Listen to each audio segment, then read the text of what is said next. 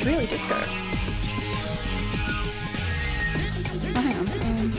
Let's check the images. Just give me a minute to settings real quick.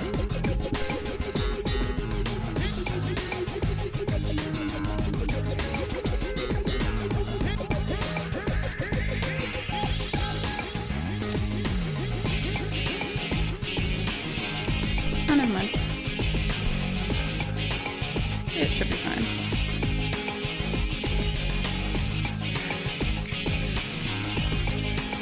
I'm kind of excited to check this game out. Heard some good stuff about it.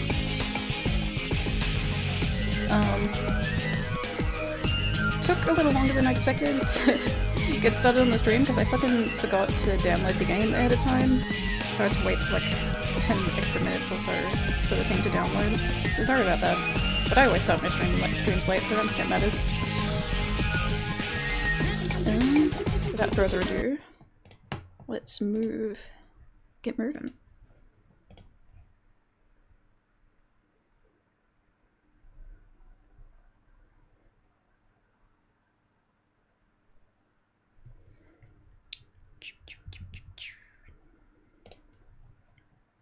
Okay, window capture, Disco Elysium. Oh, why is it capturing the whole screen? That's not what I selected, bro.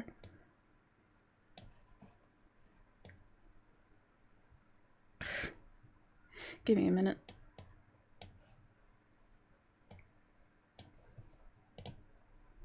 Okay, is that correct?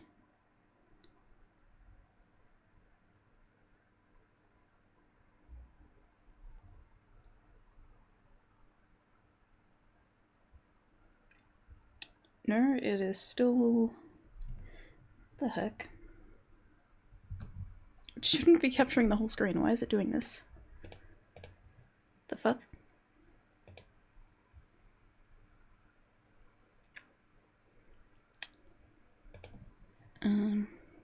Let's try this.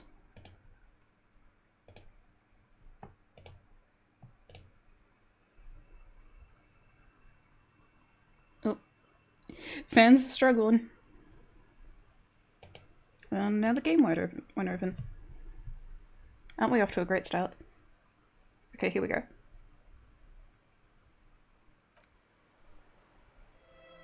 Are you working?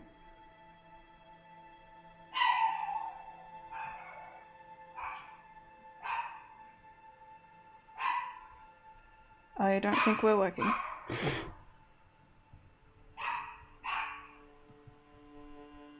Oh, never mind. Here we are. Cool. So let's see. Settings. Maybe turn this on. I'm not dyslexic, but if that will help anyone that's watching. It's kind of a funky looking font anyway. So I think this is mostly a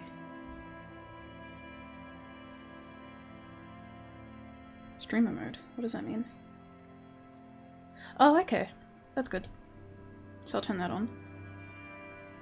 Twitch integration. Nah, I think I'll just play it normally. I don't know if I have enough people in my chat normally for that to really work anyway. Let's see.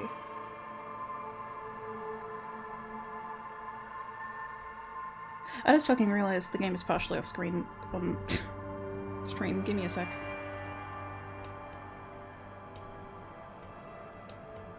Why is the window so big? Why are you so large? There we go.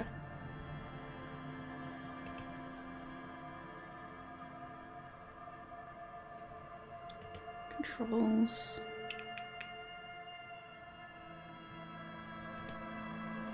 Okay, that'll do. Let's get started. Character archetype. Intelligent, bad with people, knows interesting facts, comes up with original ideas. Sensitive. Psychological, magnetic personality, but unstable. Might begin to lose his mind. Extremely physical, interacts with the world through his body. Gets things done, but dumb as a rock.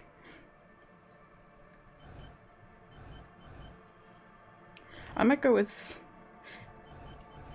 I don't know, I'll go with thinker.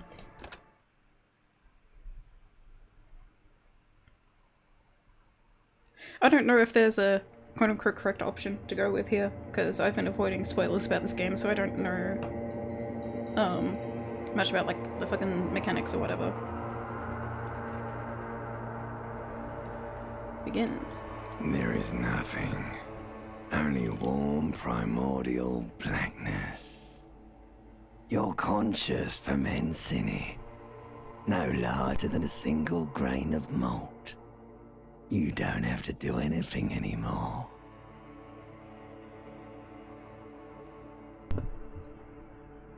Ever. Ever. Never, ever. Never ever ever? Never, ever, ever, baby. Okay. An inordinate amount of time passes. It is utterly void of struggle. No ex-wives are contained within it. What?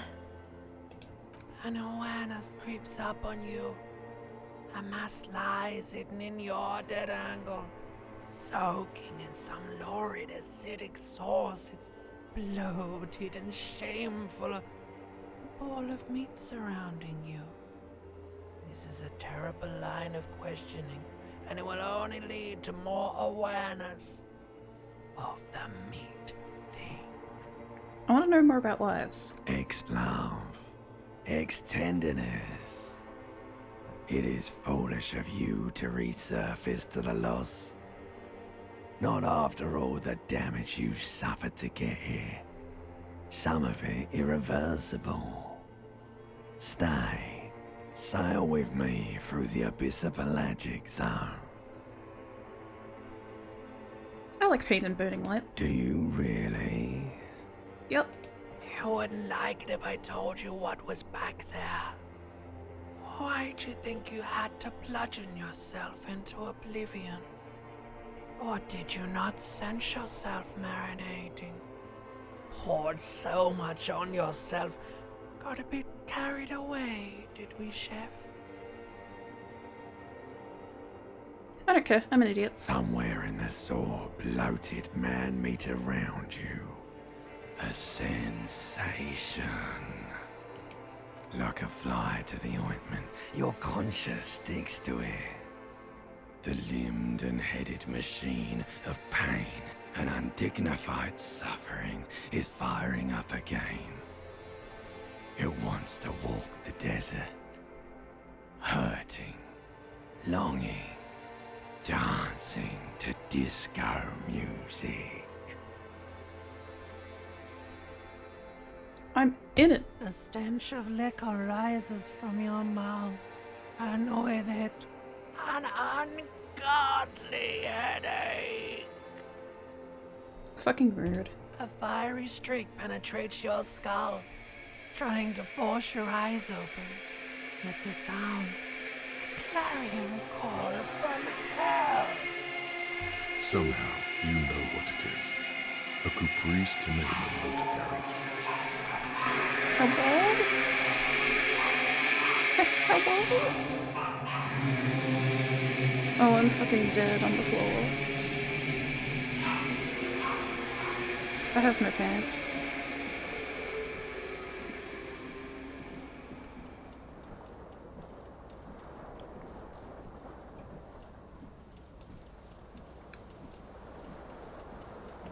So this is a Dubois fella I hear so much about.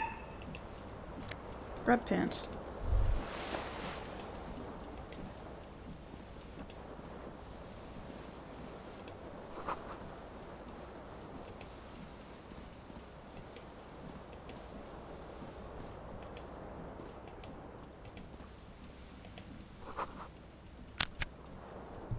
There's a tab to highlight. Okay. I see.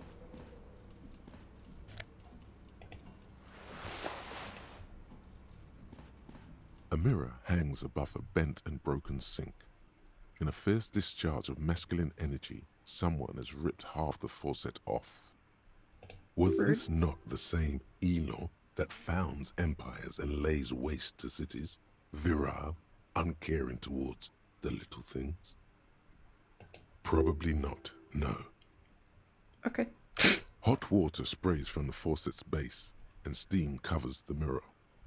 You cannot see yourself, just a vague impression of a man.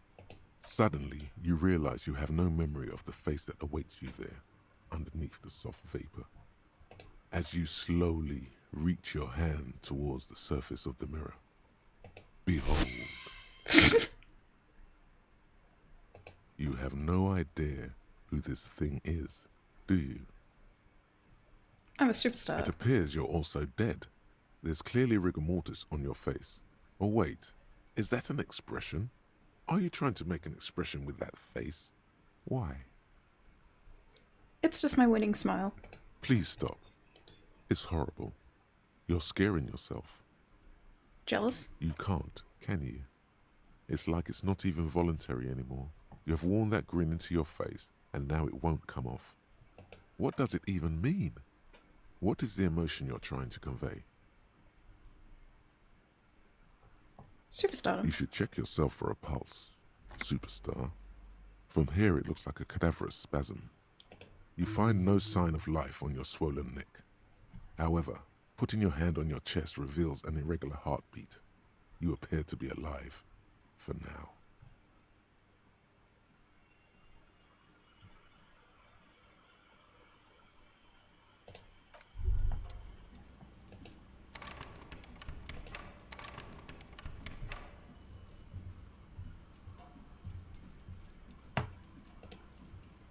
Something on the fan.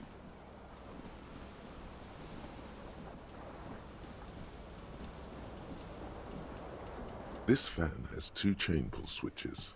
One ends in a tiny fan, the other in a light bulb. A truly horrific necktie has somehow attached itself to one of the blades. The blades come squeaking to a halt. It should be easier to reach the tie now. You swoop up and catch the tie. Snap. It's released from the blade. What you have in your hand is a truly hideous necktie, with 4 or 5 different patterns. Not a terrible mistake. Turn the lights off immediately. You can practically feel the photons burning a hole in your brain. Okay. The lights are off.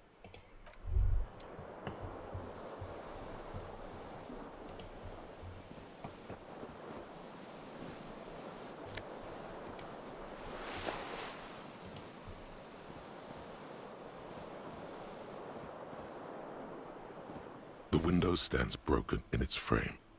Cold wind blows in. The shards face outward. Whatever broke this window came from the inside. A fine web of scarring covers the back of your right hand, but none of it is recent. More likely a projectile than a held object. There are no fragments on the floor from pulling a tool back in after impact. It is too large for a bullet, yet too small for a piece of furniture. You're looking for something heavy and larger than your fist. Probably a bolo. Like the green shoe that's on the hat rack in the corner, which, coincidentally, Okay, never mind. is missing its friend. Congratulations. You smashed the window with your own shoe. Now you only have one. If you're lucky, you can still find the other on the balcony outside. The door to it should be outside your room. I don't need anyone. The window agrees. Its cracked smile is cold and sparkly.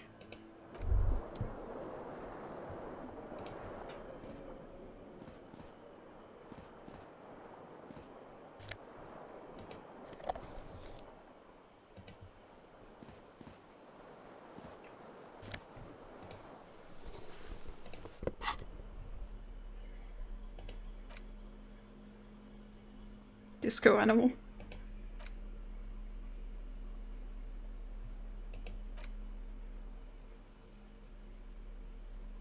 Great.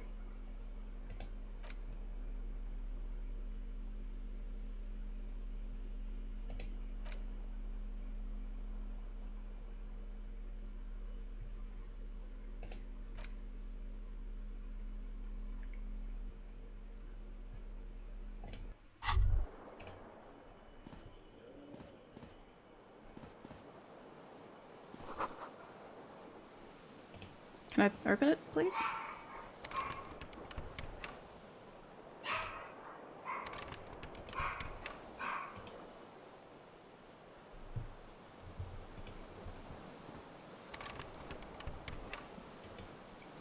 I'm not allowed to, apparently. Do I need to find a key?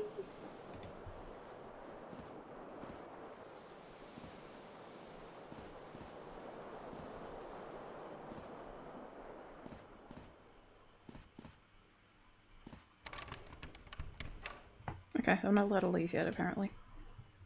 I don't think I've interacted with this yet.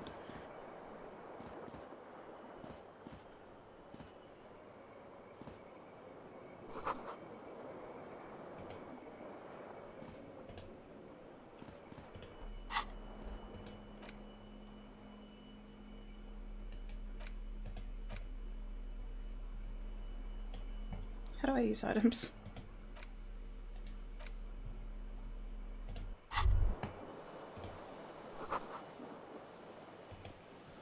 Okay.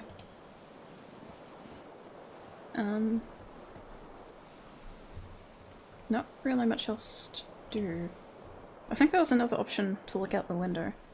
The window stands broken in it. The morning light hurts your eyes. It's hazy, but you see the ocean and some war-torn buildings. The morning light hurts your eyes. The morning light Okay, that hurts just your eyes. keeps repeating itself. I think there was one more thing you could do with the mirror I didn't bother with. A Got to mirror turn the... hangs on the bathroom wall. In it, your face. A door like the rest of you. It comes from a bad place, somewhere in the past. That's all you know for now. It's too late. Like an image on film. The expression belongs to your primary motor cortex. It would take a minor neurological miracle for you to cease producing it. Okay.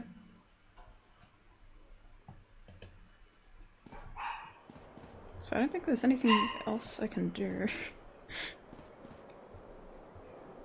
So I can turn the light back on. The fan stands still. The switch must be broken because nothing happens. The air in the room is starting to feel like vaporized urine. A terrible mistake.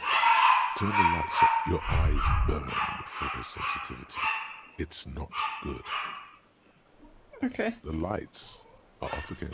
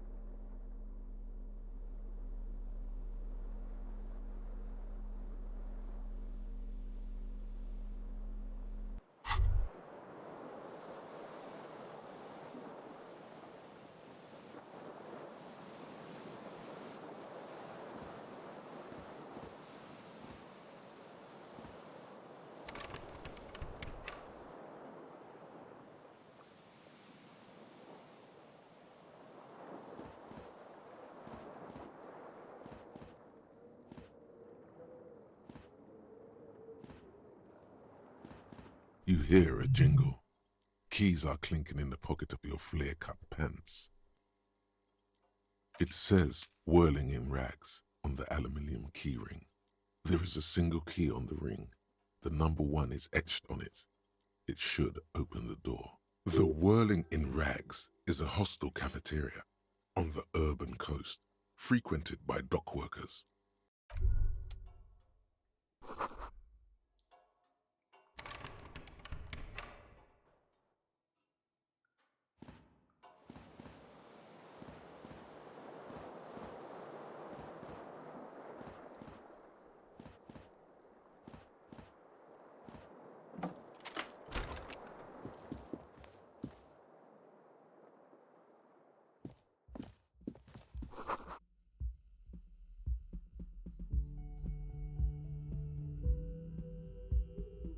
Hello, officer. The young woman raises a cigarette to her lips. Her eyes are brown and her face is speckled with birthmarks. She can't be more than 28. A silver jumpsuit falls off her like scale armor, sparkling. This is the sparkle of too many nights out on the city. No. Because you're a police officer, sir. I'm not, unless you've been shitting us all this time. You've been here for 3 days, on official police business, no less. Couldn't say. In truth, so far, mostly drinking. You have no doubt about the drinking, but do you strike yourself as a tight-lipped drunk? She must have heard something.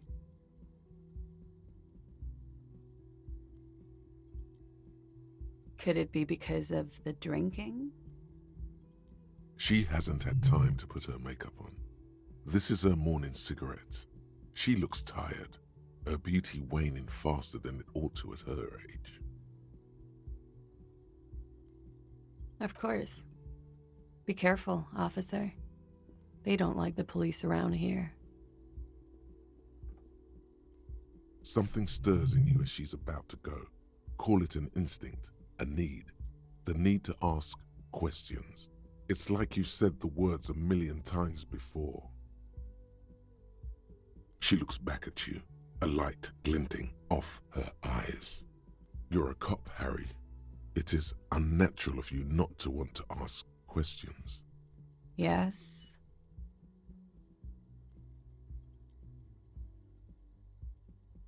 You're in a hostel, sir. We are in Revachol. Revachol is the disgraced former capital of the world, divided into zones of control under foreign occupation. Half a century after a failed world revolution, she is central to our moment in time. Yeah? There was the usual ruckus. Loud disco music. I couldn't say. It's impossible to hear people speaking from over here. Oh, yes. Various artists. Ostentatious orchestration prime among them. Oh, that. Yeah. Whoa. The less said about OO, the better. OO were huge where I come from. I was very young then, of course. Like 7. Life gets hard, but we go on. I don't know about that. At around 2 o'clock, the disco stopped, and there was a change of pace. A slow, sad song started playing, like organ music on repeat. That went on for quite a while. Some of the time, you were yelling along to it. Yes, there was a church in there, a really small church, like the smallest, saddest church in the whole world. It was about that. And also, that it doesn't matter anymore and that we're alone now. It was difficult to tell. The song itself was very quiet and soft, but you sounded like a winded boar, sir. It was hard to understand what you were singing on top of it.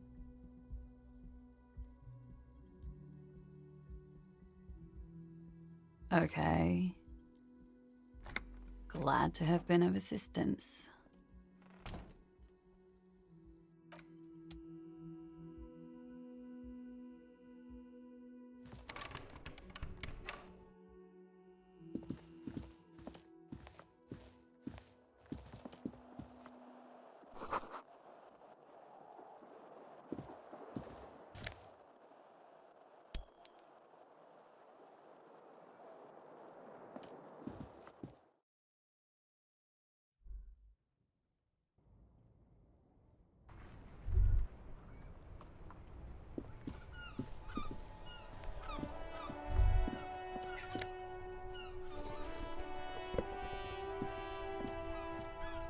There they both are. Two identical shoes, both copiously green and indiscriminately snakeskin, reunited on your feet, like two baby crocodiles. Good, they're balanced, comfy. Feels like the only good thing about you right now, truth be told.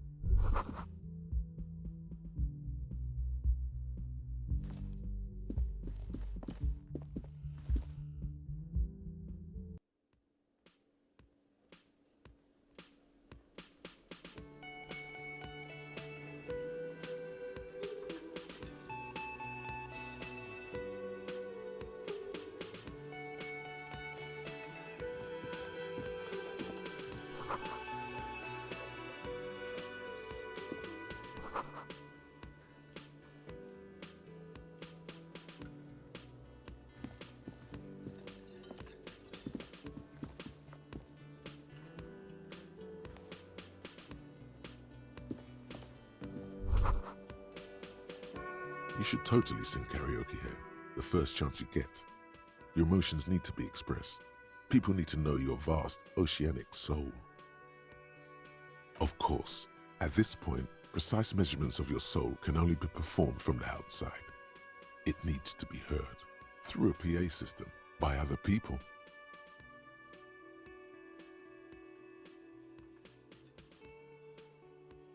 Who is mistakenly identified as a cop for his prominent jawline? Yes, sounds likely.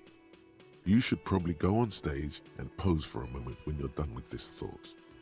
See if it works. You should sing the sad small church song from that tape you found. Thought, no, don't sing the happy song. It's stupid. Sing the sad song.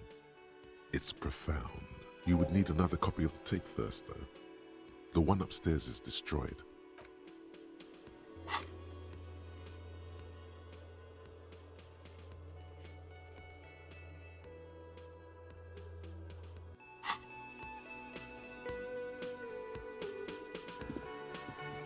A man in his late 20s stands behind the counter, inspecting a stuffed seabird.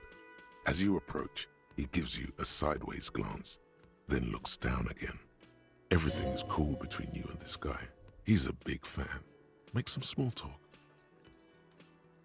A competent work of taxidermy. The white and brown seabird lies among piles of coasters and drying mugs. One of its wings broken. The man is trying to mend it. Looks like the bird was ripped off the shield that was used to mount it, most likely on a wall. This is the Great Skua. The seabird is the symbol for the discovery of the Insulindian Isola, the part of the world you are in right now. The small steel tag says as much. The Great Skua, Stegosaurus Skua. Look, your buddy is over there. Why don't you go and talk to him, okay? He pretends not to hear you, concentrating on the bird instead.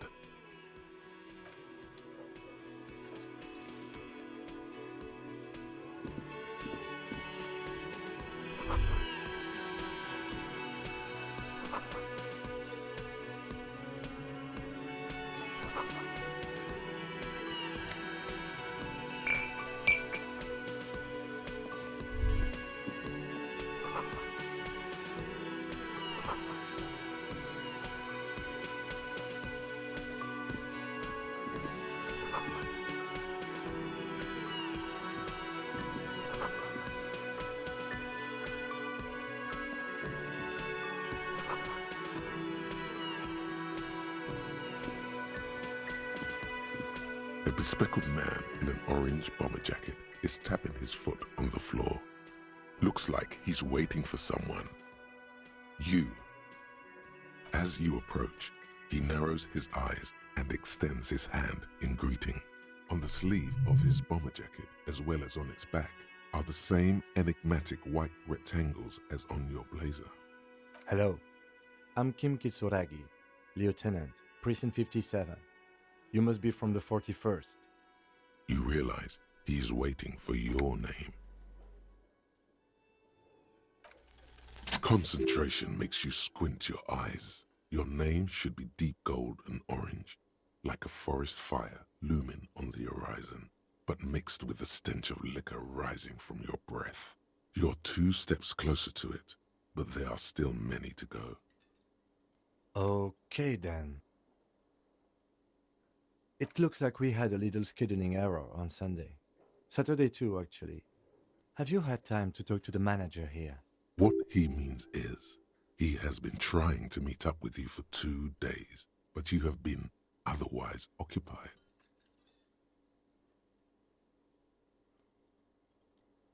If you don't mind, we should talk to him again. Ask him for a rundown of the area. Now that I'm here as well. I understand the scene is out back, right?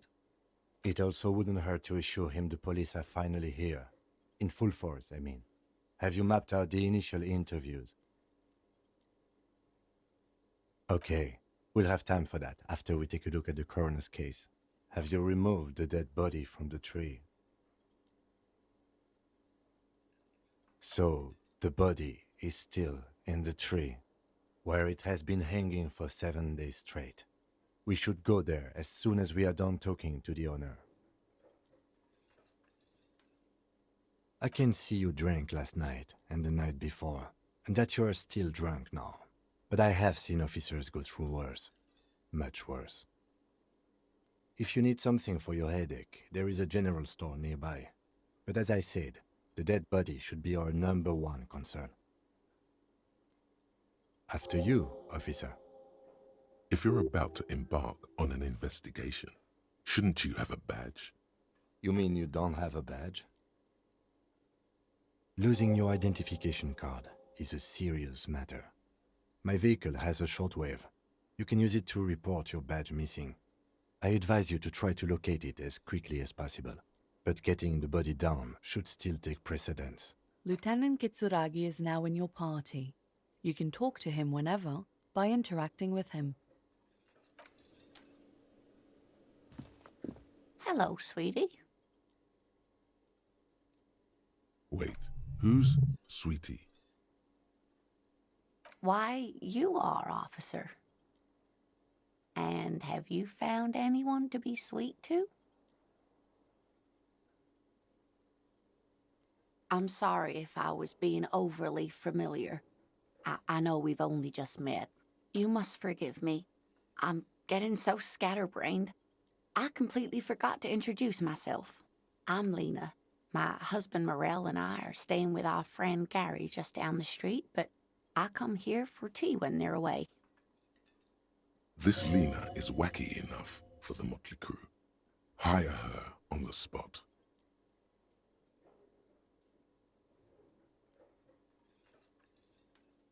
Of course, dear. Good luck with your case.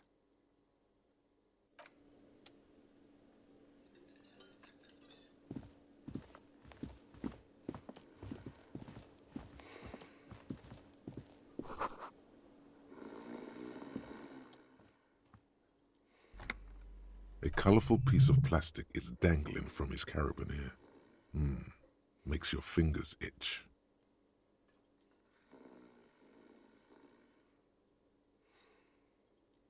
On the counter, rolled out of his open hand, you see a blister pack of headache medicine.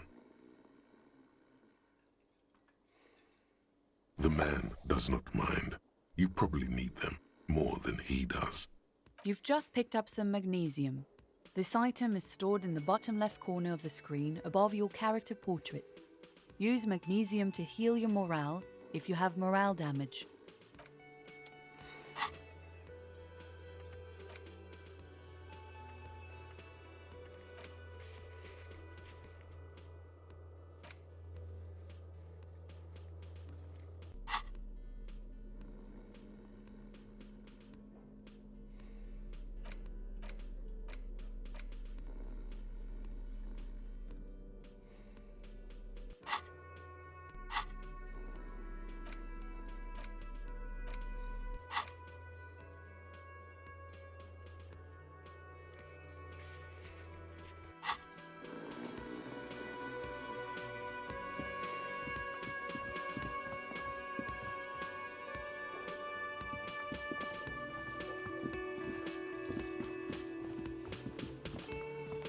The man with the unimpressive beard notices you approaching. He drops the ledger he was holding and turns to the lieutenant. Mr. Gart, right? You run this place. Yes. I am Kim Kitsuragi from Precinct 57. This is an inter-district investigation, so joining me from Precinct 41.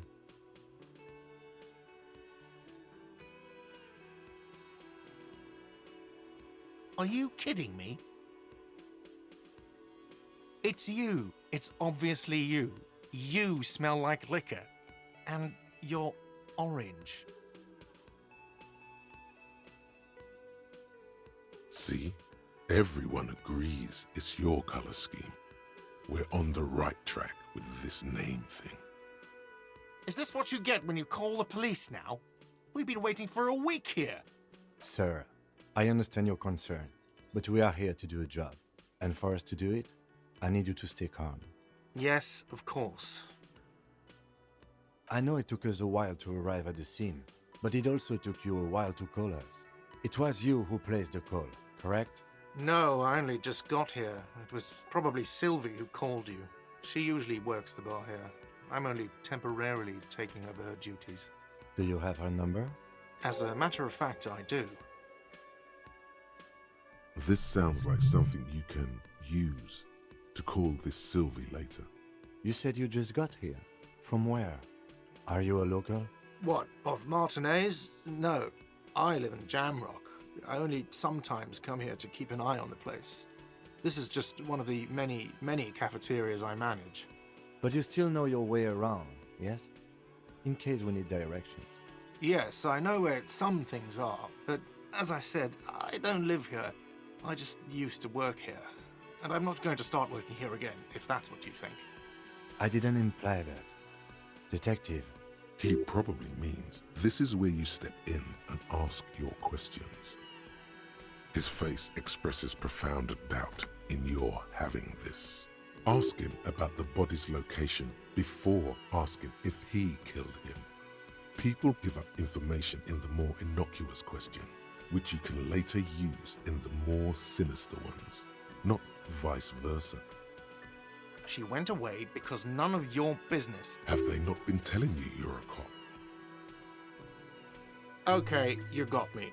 She went away because of the dead body out back. And because I asked for her number. That's why Sylvie went away. I hope you appreciate that. Thank you. I asked an employee out. She didn't want to come, but felt obliged to. It was a bad idea. Now, what is so goddamn fascinating about that for you? It's got nothing to do with the lynching.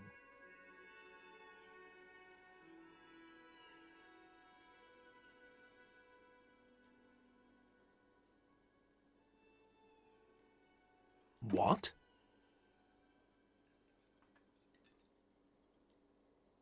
Is that so? Mr. Feminist? You've gained a thought. When this dialogue is over, go to your thought cabinet and internalize it for special bonuses and effects. I don't know who killed him. I'm not the police. That's your job. The lieutenant turns the page in the little notebook he's been scribbling in. Let's go. Not so fast, Mr. Feminist. You owe me 130 real.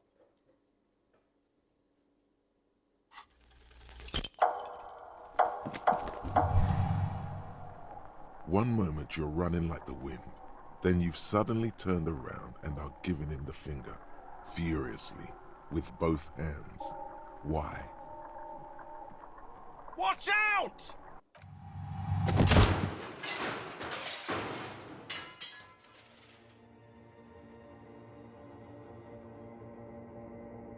Everything goes dark. Back so soon? Those are mysteries of the spinal cord. The spinal cord has yet to reveal itself to you. Its mysteries are unholy mysteries. If it comes off like that, It's because it is. And you are. I was wrong to let you go. I should have kept you here. Is it bright where you are?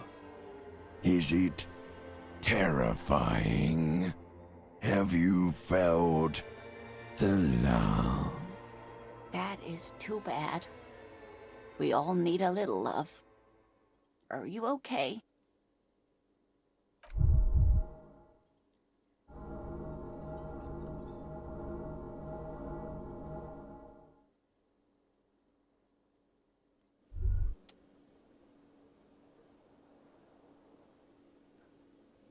You feel something in your chest, an unnatural pressure. It's spreading to your left arm, your jaw. Yeah, screaming isn't happening on account of extreme shortness of breath. You're just making it worse. Oh God, it's painful. All you feel is pain and weakness. You have to surrender now. We all do. It gets so dark. You don't even see her face. Like you always thought you would. You only see pain and fear. Cop suffers final heart attack. A detective lieutenant of the RCM passed away yesterday. His death, though abrupt, did not come as a surprise to those who knew him. He was the heaviest drinker I'd ever met. Captain Ptolemy Price, the deceased superior officer, commented, "That ain't easy on the ticker." He loved his liquor, sure, said Detective Chester McLean, friend and colleague. But I think before he ever had a heart attack, his heart was broken. According to an official statement given by the RCM, the officer was on the brink of solving a murder case.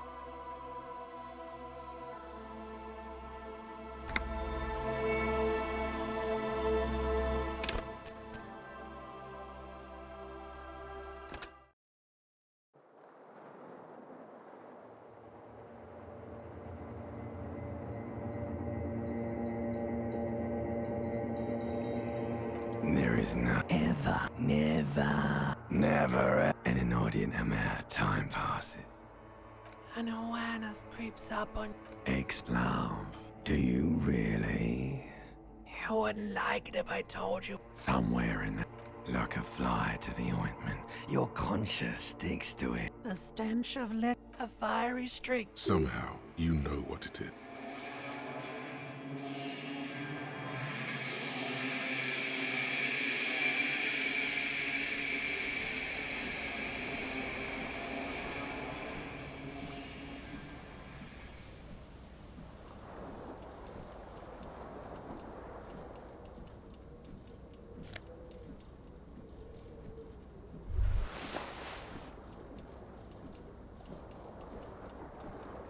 You hear a jingle. Keys are clinking in the pocket of your flare-cut pants. It says, "Whirling in rags." The whirling in...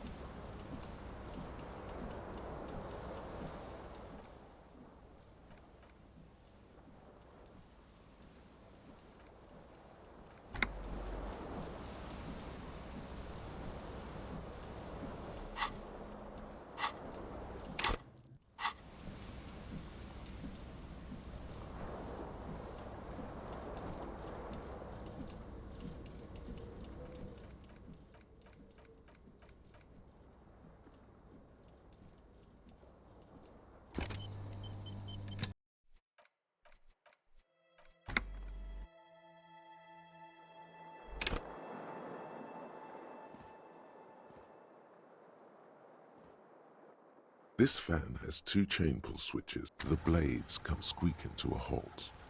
You reach out to grab the tie. But what's this? Diffuse, radiating chest pain. Doom comes over you. This is bad. Feels like sharp stones grinding in your chest and keeping you from moving. For quite a long time, still ongoing. Now is a good time to start worrying. Finally, the pressure recedes. You find yourself covered in cold sweat and trying not to move, hoping it will keep you from dying.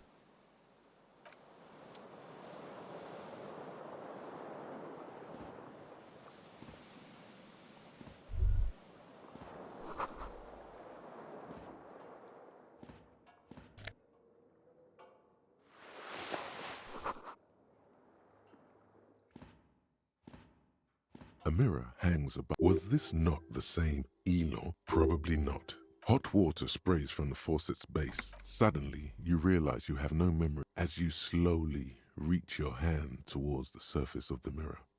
Yeah, there is definitely something wrong with it. Where to even begin? There is the bloatedness, then the swollenness. It's like there's an upholstery of alcohol underneath your skin. It's not. It's swollen and snail-like, wriggling between your fingers.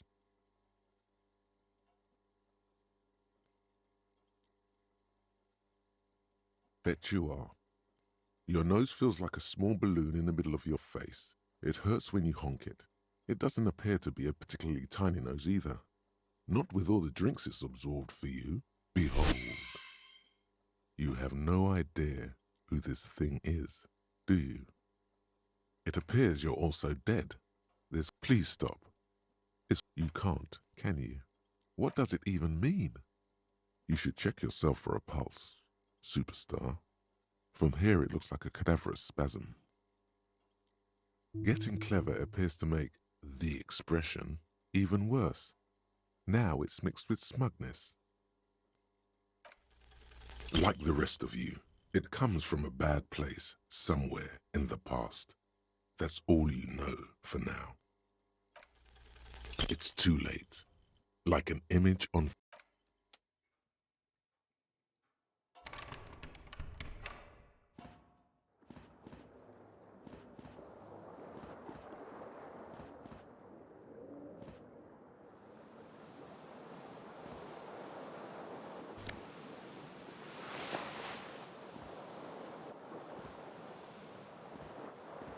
This fan has 2 chain pull switches. One ends in a tiny fan, the other in...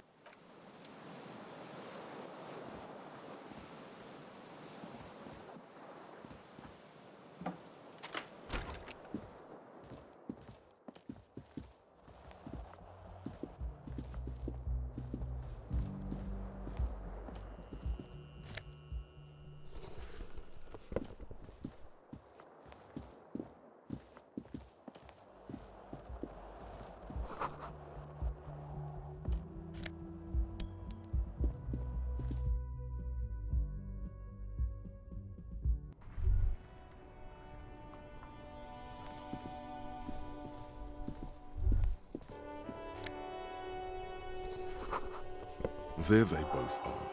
2 identical like 2 baby crocodiles. Good, they're balanced. Comfy. Feels like the only good thing about you right now, truth be told.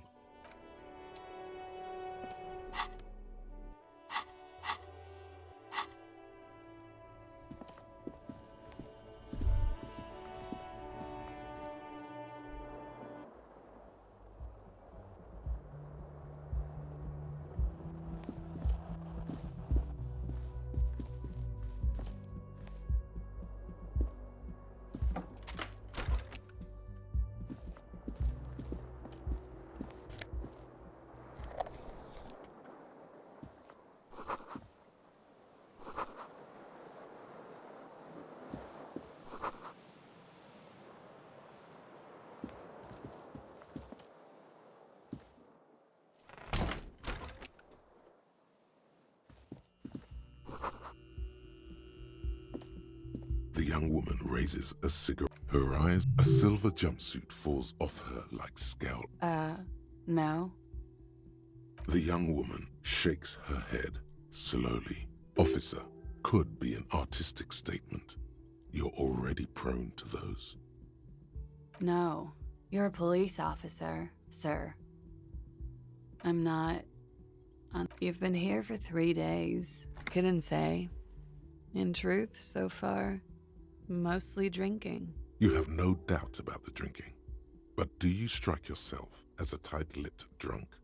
She must have heard some. Could it be because of the drinking? She hasn't had time to put her makeup on. This is a... She nods.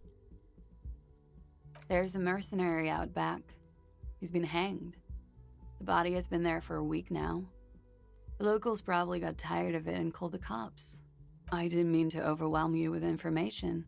You seem a bit lost, officer. Of course. Be careful, officer. They don't like the police around here. Something stirs in you. She looks back at you, a light glinting off. Yes. You're in a hostel, sir. We are in Revachol. Revachol is the disgraced former capital of the world. Yeah.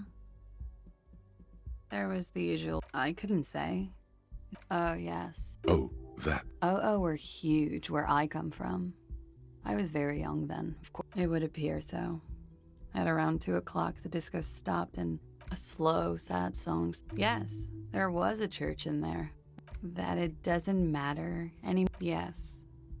It was very cool.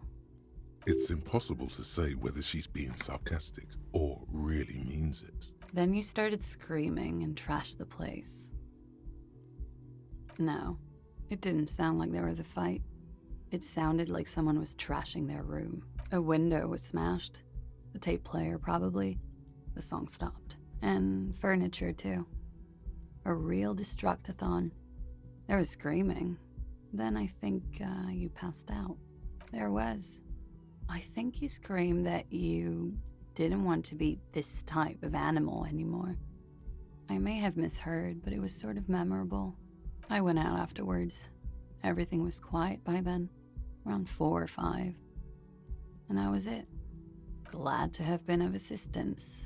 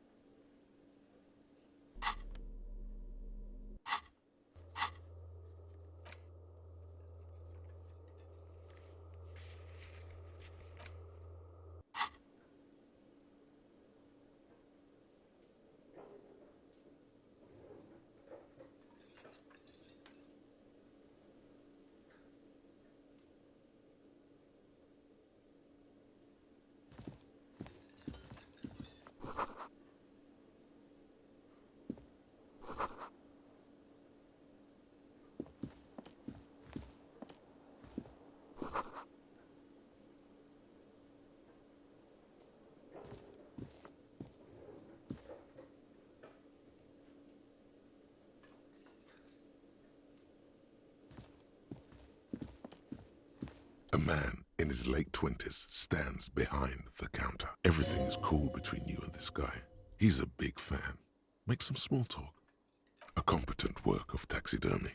The white looks like the bird was... This is the great skua. The small steel tag says as much. Look, your buddy is over there. Why don't you go and talk to him, okay? He pretends not to hear you. No, I'm not the bartender. I'm the cafeteria manager. He's very animated all of a sudden. This seems like a touchy subject. I have 3 cafeterias to manage. 3. Sylvie tends the bar here, not me. I'm only standing in.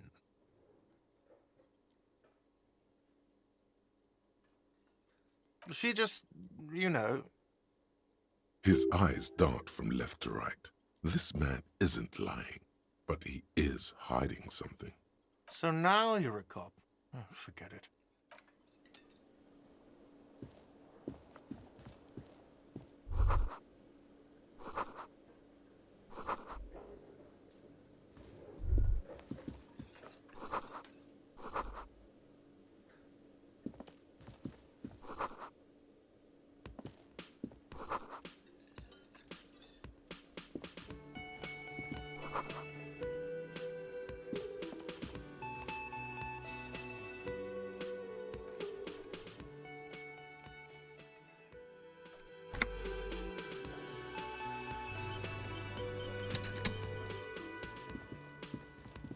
bespectacled man in an as you on the sleeve of his. Hello, I'm Kim Kitsuragi. You realize he's waiting for your name. Okay then. It looks like we had a little scheduling error. What he means is, he has been trying to meet up with. If you don't mind, we should talk to him again. Ask him for a rundown of the area. Now that I'm here as well. It also wouldn't hurt to assure him the police are finally here. In full force, I mean. Okay, we'll have time for that after we take a look at the coroner's case. Have you removed the dead body from the tree? So, the body, where it has been hanging for 7 days straight. We should go there as soon as we are done talking to the owner. I can see you drank last night and the night before, and that you are still drunk now. But I have seen officers go through worse. Much. If you need something for your headache, there is a general store nearby. But as I said, the dead body should be after you, officer. If you're about to embark on an investigation, shouldn't you have a badge? You mean you don't have a badge? Losing your identification card is a serious matter. Lieutenant Kitsuragi is now in your party. You can talk to... Hello, sweetie. Wait, who's Sweetie? Why, you are, officer. And have you found anyone to be sweet to? I'm sorry if I was being... Oh, you must forgive me. I'm Lena. This Lena is wacky enough for the motley crew. Hire her on the spot. Of course, dear. Good luck with your case.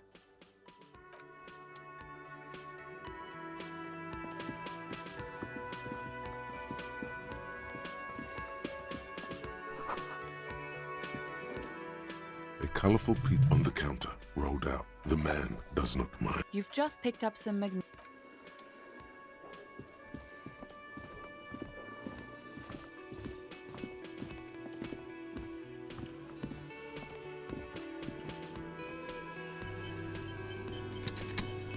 The man with the unimpressive beard notices you approaching.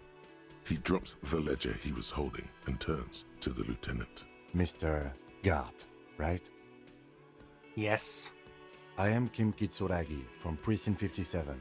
This is an inter-district investigation, so joining me from Precinct 41... Fantastic. Right. Now, I know it took us a while to arrive at the scene. It also took you a while to call us and report... No, I only just got... Do you have her number? As a matter of fact, I do. This sounds like something you can use to call this Sylvie later. You said you just got here. From where? Are you a local? What, of Martinez? But you still know your way... Yes, I know. I didn't imply that. He probably means this is where you step in. His face, ask him about the body's location before asking if he killed him. People give up information in the more innocuous questions, which you can later use in the more sinister ones, not vice versa. Behind this building, there's a courtyard. They hoisted him up on a tree there. That's easy. See that door there? First you exit through that. Then, to your right, you should see a big hole in the fence. A really big one. You can get to the courtyard through there. No need for the keys. The hole is big enough for the Franco-Nigerian cavalry to fit through.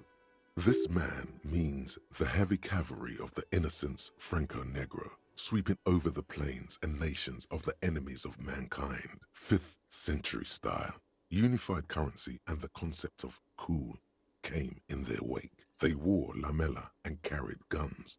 But first and foremost, Franco-Nigerian heavy cavalry was really... Haven't you asked me that already?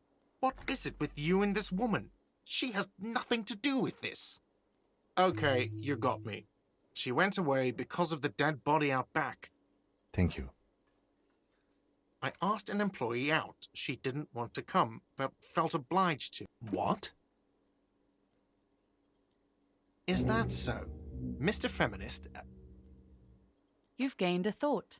When this dialogue is over... I don't know who killed him. I'm not the police. That's your... This is it. He said they hoisted him up on a tree. Who is this they, if he doesn't know? Oh, people are saying it was the union dock workers, that it was a lynching. The locals, the customers, the people who eat here, a lot of dock workers eat here. Sylvie told me everyone knows the dock workers did it. Did the deboarders themselves tell her this, or is it a rumor? I don't really know. You'll have to ask her. I would suppose it's because they have nothing better to do. You mean the strike? Yes, the strike. The man they hanged was a security guard for the harbour company, I hear. A mercenary. The unionistas probably thought they'd send a message. The lieutenant turns the page in the little note. Let's go.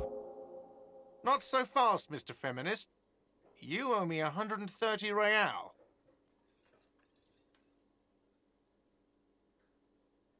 Oh, you don't owe me shit. Well, officer, you're right. You don't owe me shit, you owe me money. We do not need to assert ourselves here. We only need instructions from him. This is the proprietor, remember?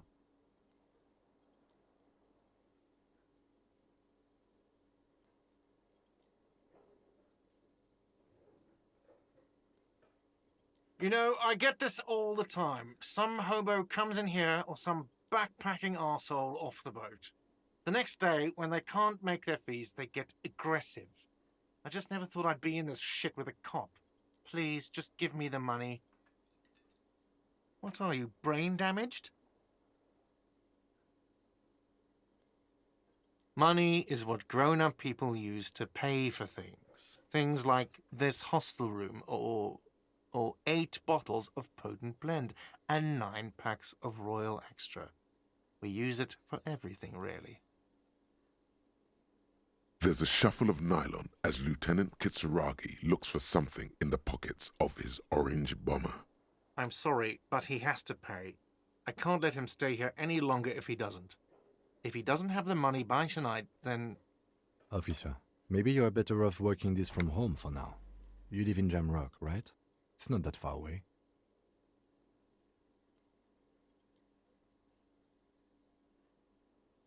Officer, you really need to take this up with your station. I have a shortwave radio in my car. Call them, ask for assistance. We have to get this investigation started now. Good luck. By the way, where is home? The address is coming up blank, and this place sure isn't it. But you've been at this hostel cafeteria for only 3 nights. Where were you before? You had to be somewhere. You don't really know, do you? A vague, blackened image doesn't sound like somewhere you can stay if you run out of money. You can try. Run some addresses in your head when you get the time. Maybe a street or an apartment will appear.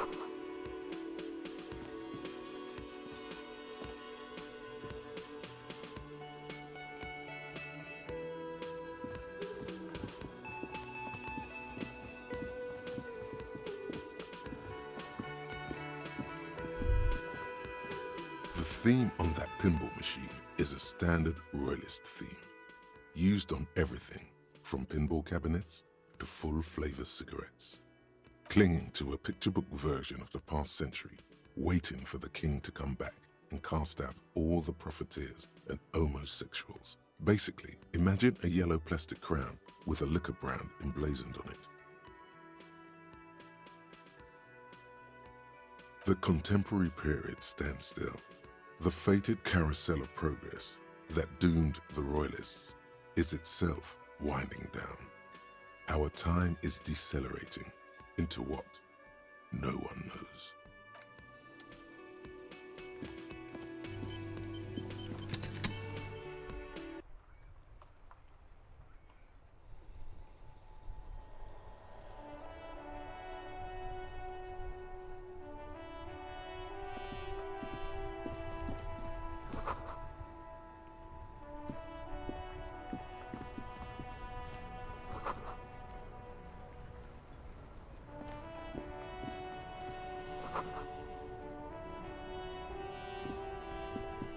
The RCM in Martinez.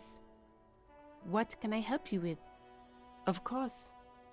What can I help you with? Me?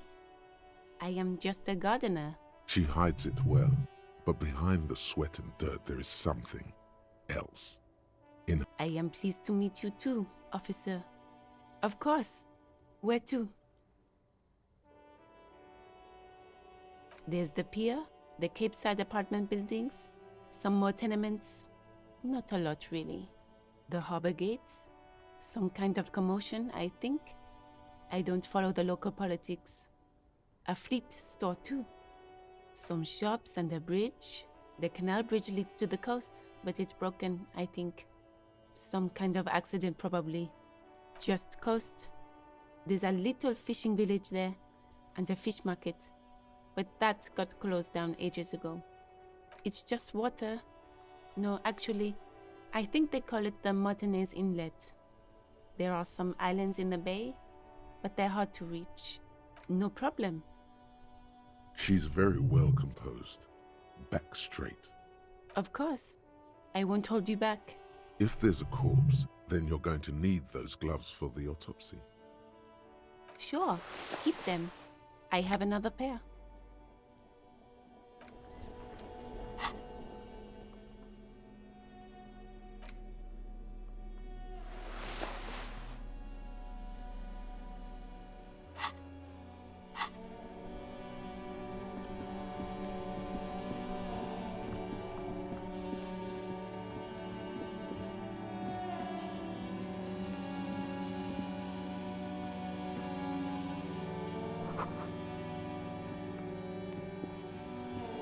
You see a set of tire tracks in the brown slush that covers the plaza mosaic. Hard to say. Your vision is blurred and you're having difficulty concentrating thanks to your relentless hangover. The tire tracks were left here by an unknown event that took place some days ago.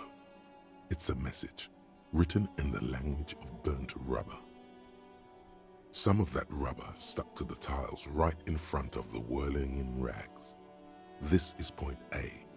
The driver started there, and then accelerated straight into the fence, left a hole big enough for the Franco-Nigerian cavalry, according to the cafeteria manager.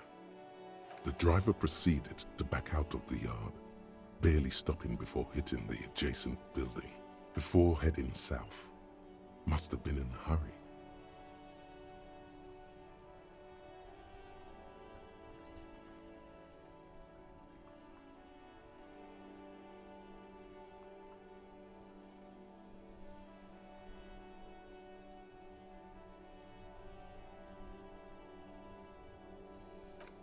I'm not sure. There are plenty of traffic accidents waiting to happen in Martinez. With the jam right here on the roundabout, I would keep them separate. You could follow the track south. There seems to be a canal there. See where they went. If you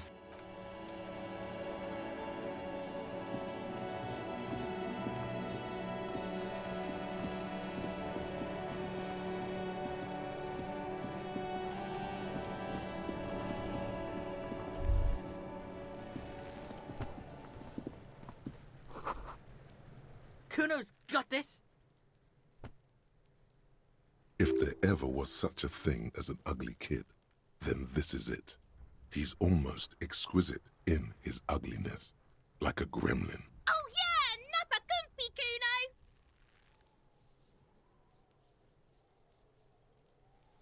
Right in the dick, Kuno! Get him right in the dick! Love it in the dick. The boy is sweating profusely.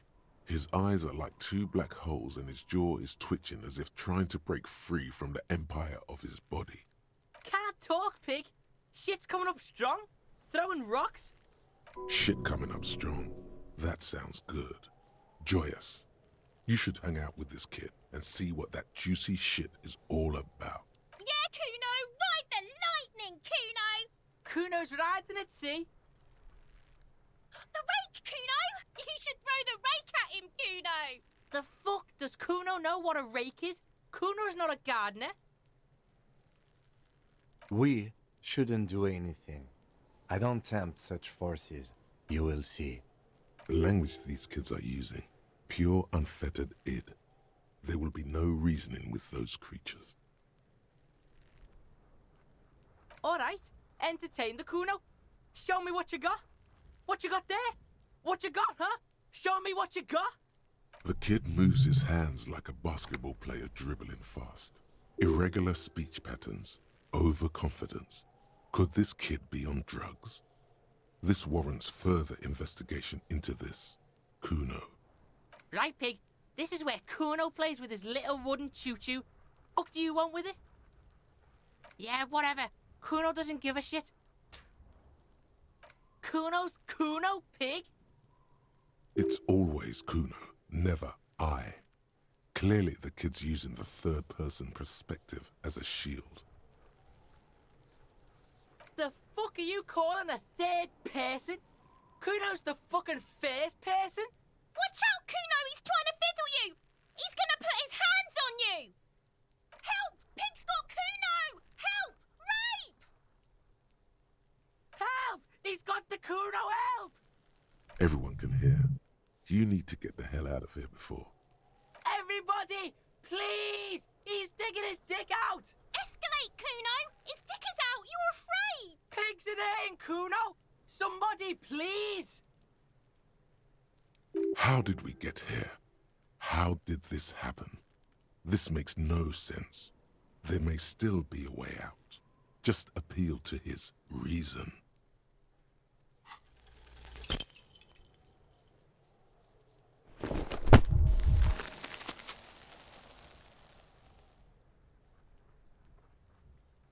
You didn't shut him down.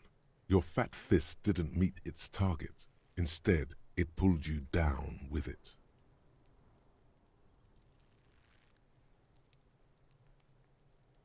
Pig's trying not to cry. Kuno can't believe this shit. Can no one stop the Kuno? Pig, Kuno thought you had this. What happened? Kuno can't do anything now.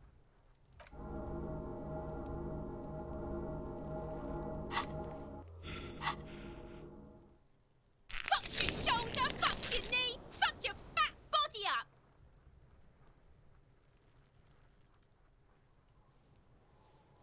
No.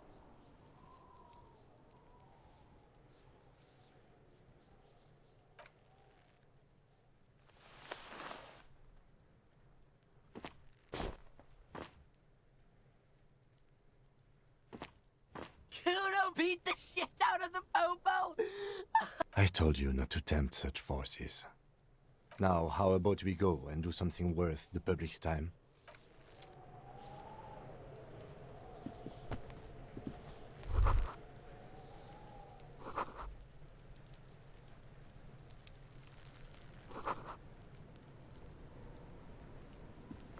The corpse looks at you with bulging white eyes. The face around them does not look human. It's swollen and ready to burst. His lips are fish-like and his tongue like a ball gag in his mouth. You seem to be holding your breath. A cargo belt twists his neck at an unnatural angle. The body below appears stiff. It's letting out an ungodly rot. The smell seeps in, even through your clenched nostrils. Active decay. It's okay to throw up, officer. No one is judging. He's about to blow! Cop's gonna blow, Kuno! The smell is repulsive. It pushes in from your mouth, more instant and more familiar than anything you'd expected, more fever than odor. It fills your mind, flushing you from within.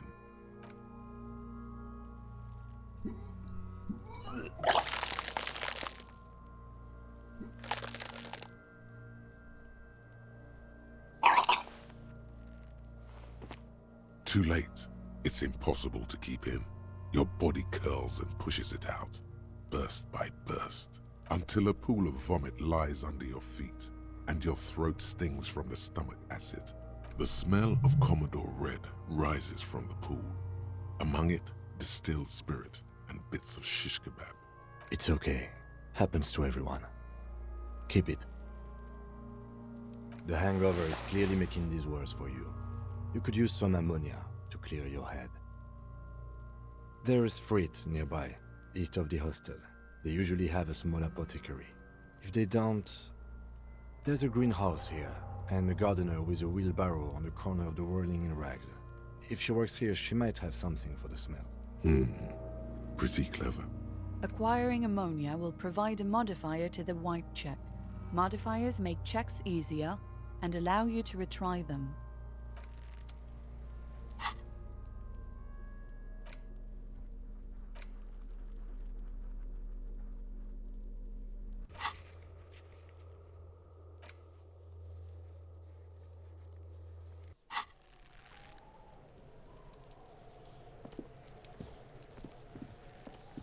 There are several footprints in the mud, left by work boots. Anywhere from 6 to 12 pairs have walked here. Heavy workers' boots with reinforced toes and hobnails, all over the yard. Isn't this something an industrial worker would wear? Noted. Maybe more than 12. No, 8 pairs of boots have shuffled back and forth in the mud. 1. Standard work boot, steel reinforced toes, number 46. 2. Standard work boot, steel reinforced toes, number 44. 3. Hobnailed work boot, steel reinforced toes, number 43. 4. Standard work boot, number 45 or 46? You don't know. It's a miracle you can tell the prints apart as it is. The cold must have preserved them. 5. Another standard work boot, steel reinforced toes, number 44. 6. An aberration, light as air, even pace, same make of boot, but number 41. 7. The glowing outline of a standard work boot, number 46. But the imprints are twice as deep as the others. The weight exceeds 200 kilograms. 8. And yet another standard work boot, number 44. There's an aberration in the pattern of the sole, however. The right sole is smoother, more worn. How many? I was pretty off then. I counted 20. I never got the hang of it. Hyperopia. Do you see anything out of the ordinary?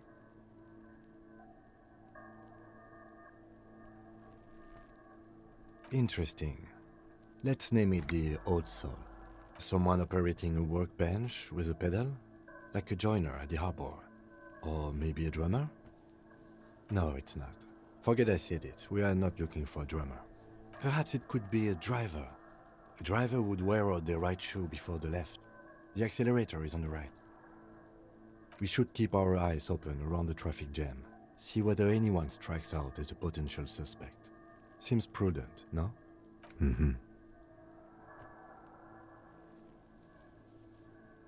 200? Could it be the combined weight of 2 people, one carrying the other who's tied up? Let's say a heavily built worker carrying a similarly built, soon-to-be-dead man. He might be right. 200 kilograms of living weight is unlikely. Possibly, yes. But why?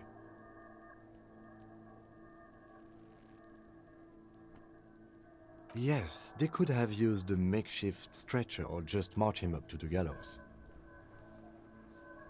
Even easier to carry on a stretcher, or between two men. Anyway, it's for future consideration. What else can you see? A woman? Or a kid? Okay, how do you know? He knows it's hard to discern sex from a person's gait.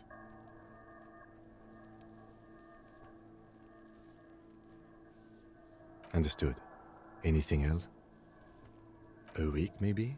7 days would fit the time frame provided to us by the caller, who reported the hanging. It is not impossible. I pulled last week's forecast for coastal Havashol. 7 days below freezing. The day before, the day of his hanging, was the last warm day. Correct again. Sub-zero temperatures would preserve the tracks in a good state. The commotion here could have taken place a week ago. What do I think? A mob of people brought something heavy to the tree. One of them was carrying the victim. They shuffled around, especially under the tree. Then, after hoisting him up, they stood in a semicircle facing his direction. At first glance, this appears to be a lynching. Indeed. They all stood in a row here and looked at the tree. Yes, everything fits so well. Carried him over, hoisted him up, watched him hang. This is easy. The lieutenant's eyes narrow. He's thinking to himself. Either way. What else?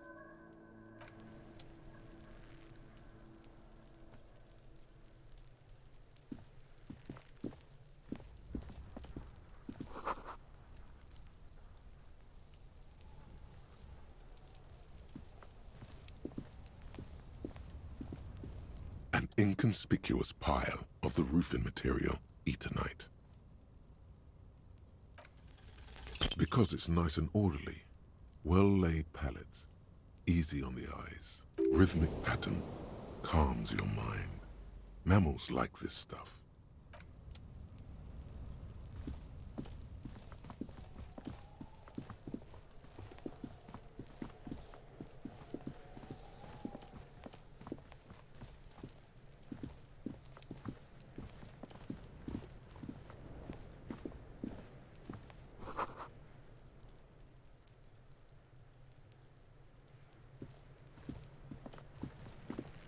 This trash container is locked. The sliding lid has a padlock that says, "Whirling in rags." Just a trash container. There is no such thing. Your fingers start to itch just looking at that padlock. We could try using a pry bar. There's one in my motor carriage, or we could ask for a key from the manager of the Whirling in Rags. He probably has one. He might also have information. This is better than the pry bar idea.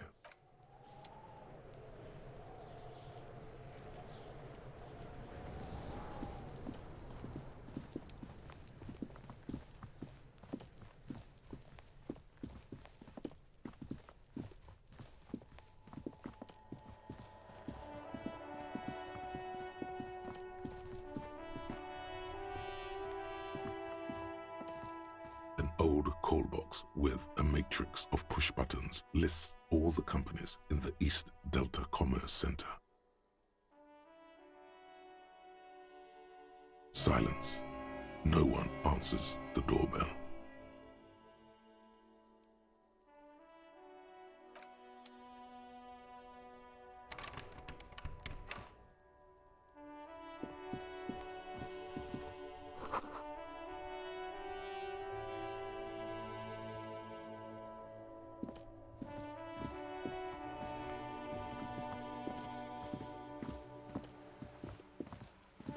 Hello, sir. Step right in. The store is open. Are you interested in a new and exciting book? It's a bookstore, sir. We sell books, postcards, and some board games. It's called Crime, Romance, and Biographies of Famous People. Books? Postcards? Easy. Even a kid would know all of this. Don't be a fool. As an expert, it's your duty to tell what you know to everyone. Sir, are you okay? You've been standing here silently for a while now. Okay, sir. I'll try to answer any questions you have. I hope they're about books. My name is Annette, sir. My mum, her name is Plaisance. She owns the store. She's inside minding the register or organising the stock. Feel free to step in and browse our wares. I'm signalling that the store is open. Otherwise people might not know. They'd miss out on the crime, romance and biographies of famous people. Oh no, sir. I'm happy to help Mum by luring in customers. Besides, I have some hot juice in my vacuum bottle to keep warm.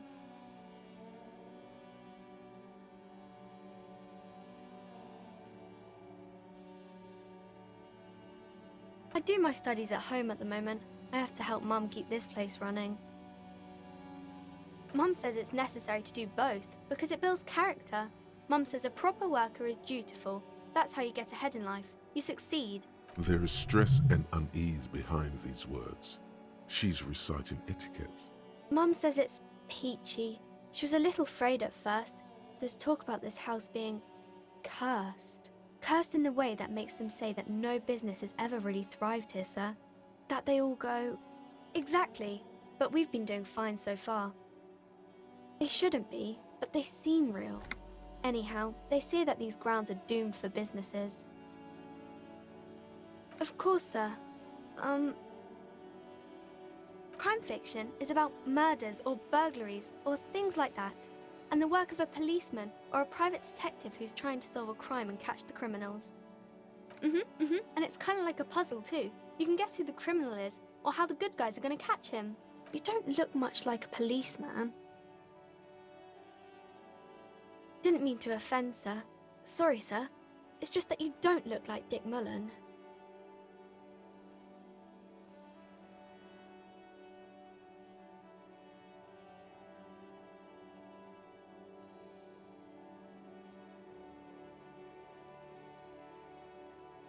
More about books, maybe?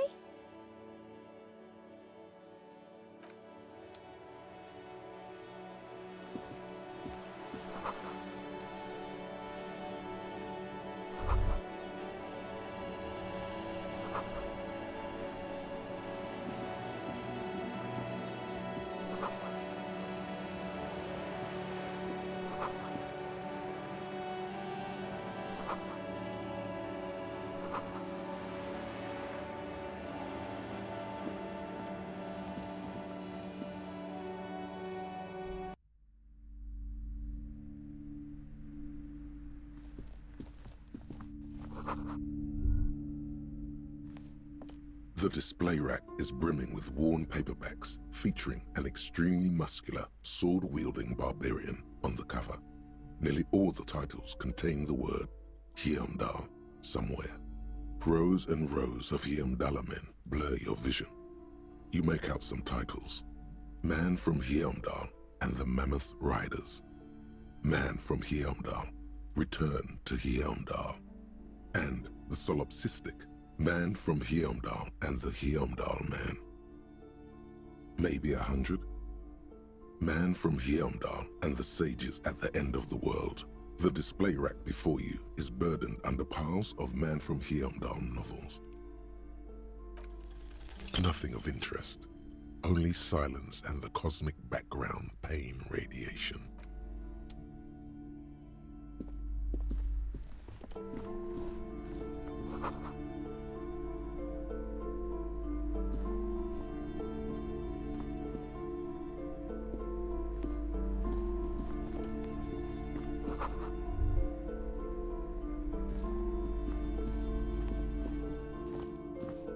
A small mountain of colorful board game boxes. There are numerous types of games for all ages. A lot of shelf space seems to be I just taken fucking up by realized my mic's been muted for a little bit again. merchandise. I hope that wasn't muted for too long. Jeez.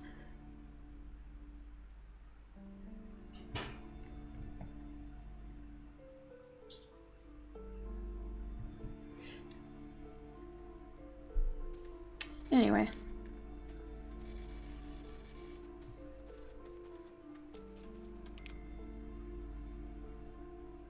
An endless variety of source books, lore books, and codices litter the table.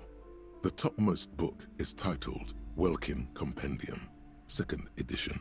There's also a large hardbound tome with intricate cover art, The Hunters of Catawak, Boreal Creature Compendium, and a Pick Your Path adventure game book titled Tales of Viral, Cavern of Velkrag.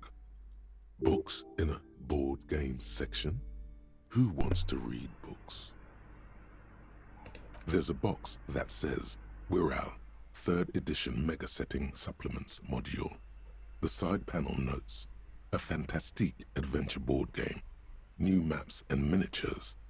A sticker on it displays 25 real. That price is steep, but then it's the 3rd edition Mega Setting Supplement, so it makes sense. I don't have enough money for it though.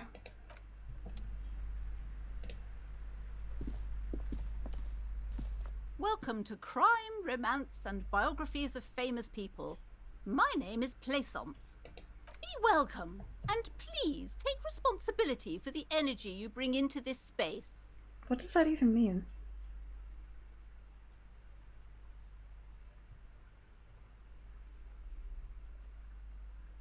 I am the proudest owner of our little shop of culture.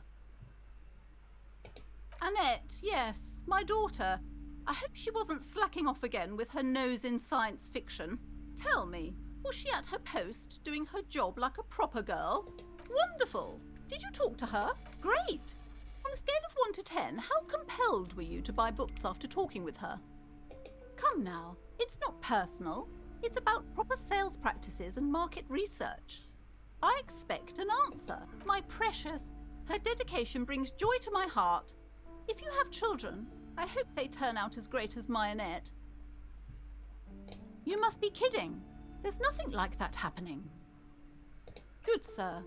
What does a young child do with money anyway? No, I save it for her, as a fund. She's securing her financial future out there. Such criminal behavior would not happen in more developed countries. Those countries will realize they've raised a lazy and spoiled generation. Shut the fuck Are we up. done with the jokes now? Yes, we've had quite enough fun here. Right. Mind your own business, sir. In our society, people don't get to tell each other how to raise their children. It's none of your or anyone's business. Denial is the way she copes with criticism. The woman before you scans the store, her shoulders rigid and tense.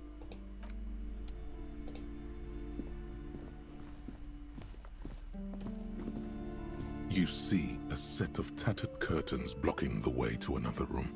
A strange cage-like trinket dangles from the curtains. Excuse me, officer. The back room is strictly for employees only.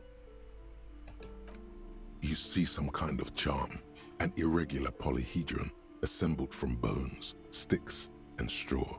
Inside, a disturbing fish head with empty eye sockets stares at you.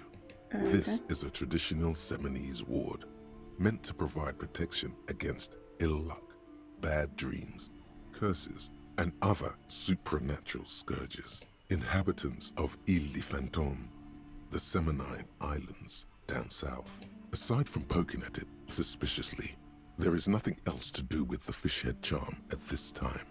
The curtains remain shut before you.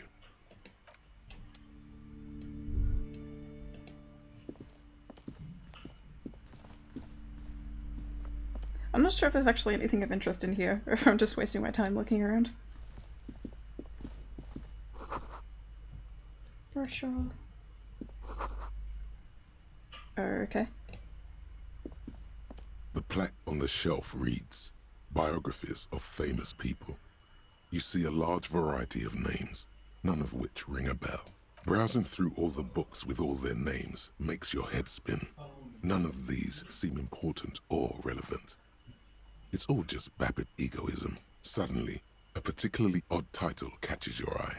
It reads, High Speed Love, the tragic true love story of Jacob Irv and Alfie Delatraz, by one Cecilia Averbrook. High Speed Love chronicles the romance between two of the finest tip-top tourney racers in history. One of them is the madcap driver, Jacob Irv. His blonde mane graces the cover. Next to Irv's life story, you see a slim biography of an Occidental rock star called The Anti-Star. He's famous for shooting morphine into one of his eyeballs and cocaine into the other. Badass. Next to that, Revacholian radio personality Guillaume Bevy stands in front of a rundown drug den. He's a permanent fixture on Channel 8, reporting on real-life crime and ruining cops' days. I really must insist you buy one of the books. Reading them is not for free. Do still browse though, but not too long. Shut up, lady. I'm sorry, I did not mean to rush you. You are browsing. Go ahead. Take your time. Time is commerce.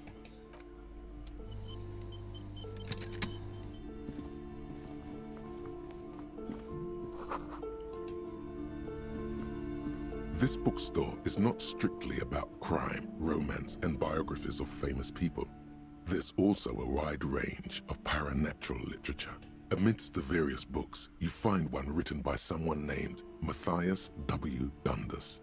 It's about wholeness, unity, balance. These three things are very important to the working class mind.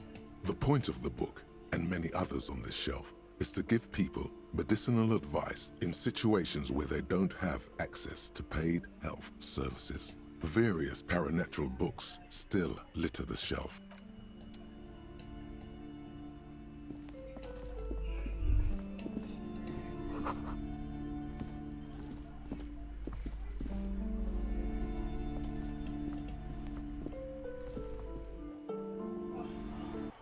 I wish you could move a bit faster. So where was I going? I was going to an apothecary or something.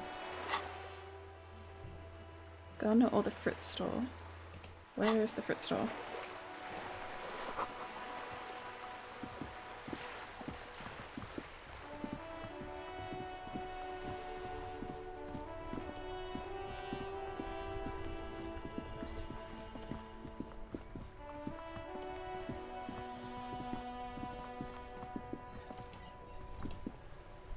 Hello again, officer. How are things? Sure, I'm done with it. Go easy on that stuff. It gave me a terrible headache. Okay, that was easy.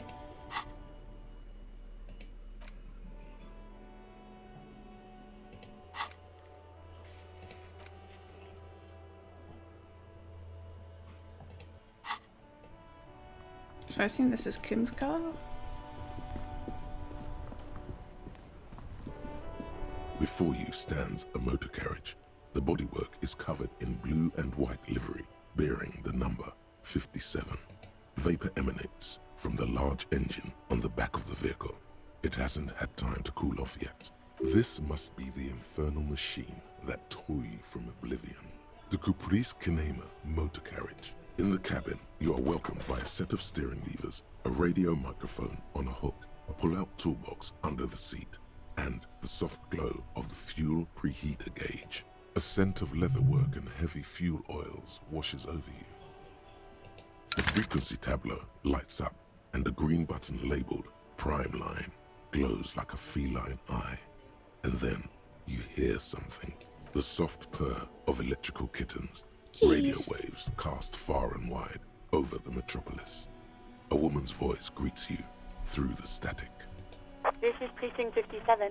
Hello, Lieutenant. How may I assist you? Hello, Alice. Please assist our colleague from the 41st precinct here. I'm putting him on. Operating the radio is easy. Just be confident. You've probably done it 1,000 times. This is Officer Alice Demetri, Precinct 57. How may I assist you? Under the green prime line, a yellow saved button catches your eye. You wonder what the lieutenant's default radio station is. Just a second, officer. 10-2, 10-5. This is 41st. Come in. Over. The man uses relay code. You got this. You're a cop. And 10-4, message received. 10-5, relay message. What's your status? Over. Didn't I have to report that my badge was missing? 10-18, state your message, Okay. sir. 10-9, over. 10-4, message received. This is a very serious situation. I need to 1022 the captain. Over. Is it him? What does he want? Says he lost his badge and needs to report it. He what? He lost his badge? Who lost his badge? Dick fucking Mullen. Who do you think? It's Officer Dick Mullen from the bestseller Dick Mullen and the Lost Identity. Dick Mullen is not your name. It's the name of a fictional detective who would not lose his badge. Defend yourself. Immediately.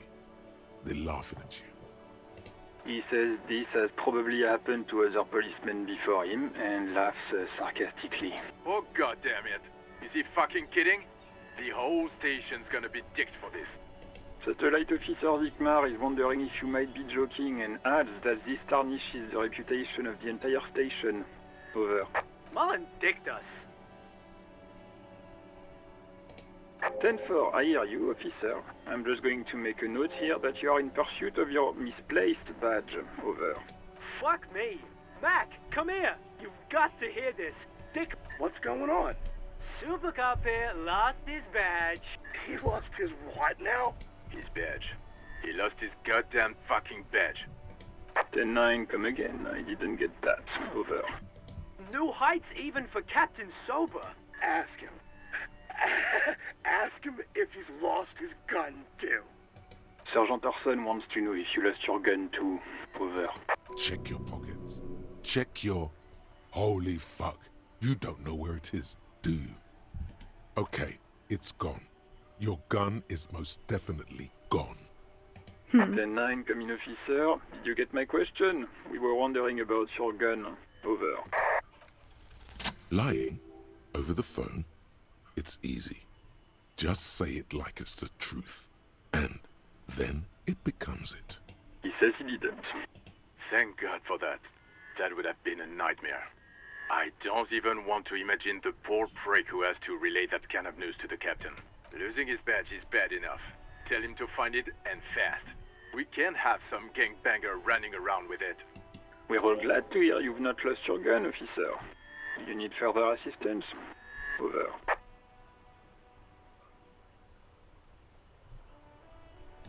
Roger that. 10-10.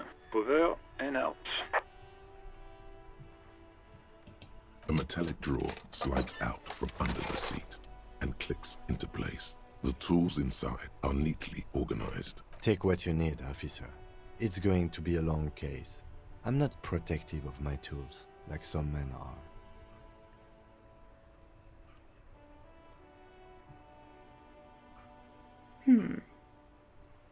It's robust, weatherproof, and well-made. Police issue. Blue.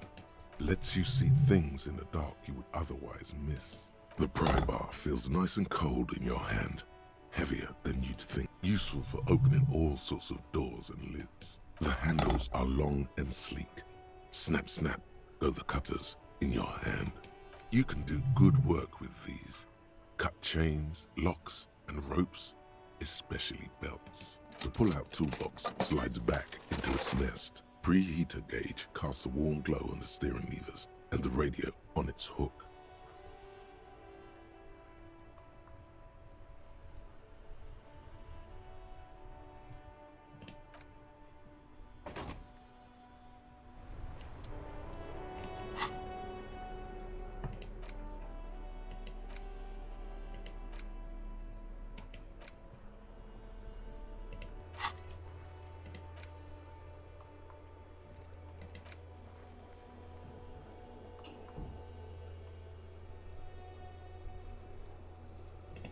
Okay.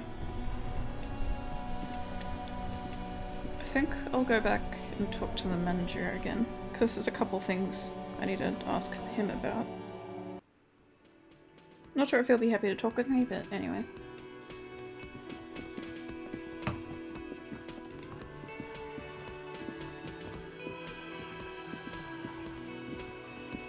Can I help you?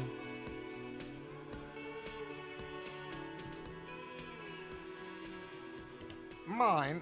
No, it belongs to the Whirling in Rags. Thank you for clearing that up. Why do you keep the container locked? Why? To keep the hobos and drunks out. That's why. And the neighbors too. They put their trash there and they don't pay for the garbage company. I thought as much. And are you the only party with access to the trash container? Well, yes. Us and the garbage disposal company. It seems a little callous, doesn't it? Something stirs in you. Prod at him and find out. Callous? What are you? Kras Mazov? Almost all establishments in Revachol keep their trash locked. The whirling in rags is not special in that regard. Krasmazov, nom de guerre, was an economist and a historical materialist. He was a leading figure on the Grad side of the Centennial Revolution, where he headed the 9-day government. Mazov is considered the father of scientific communism, Mazovian thought, or Mazovianism. He killed himself. Okay. What are we talking about? Was this not about the trash container? Was there something you wanted? What for? Mazov? Are you planning to nationalize my trash container? It concerns the case. Please cooperate. Just bring them back once you're done, please. What thing?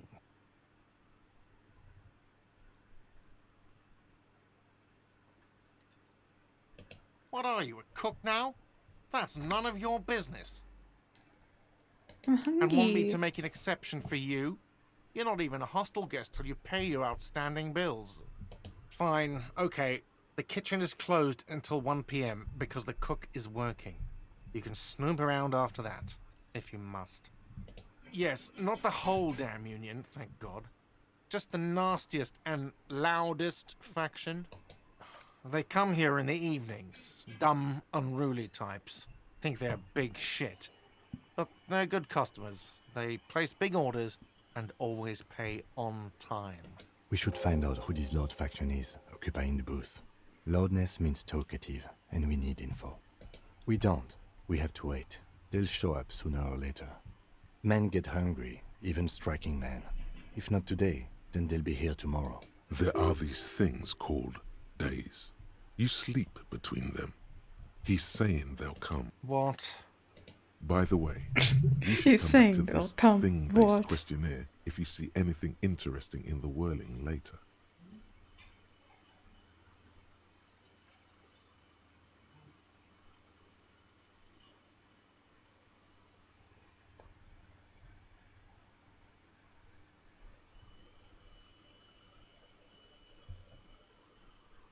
Bye.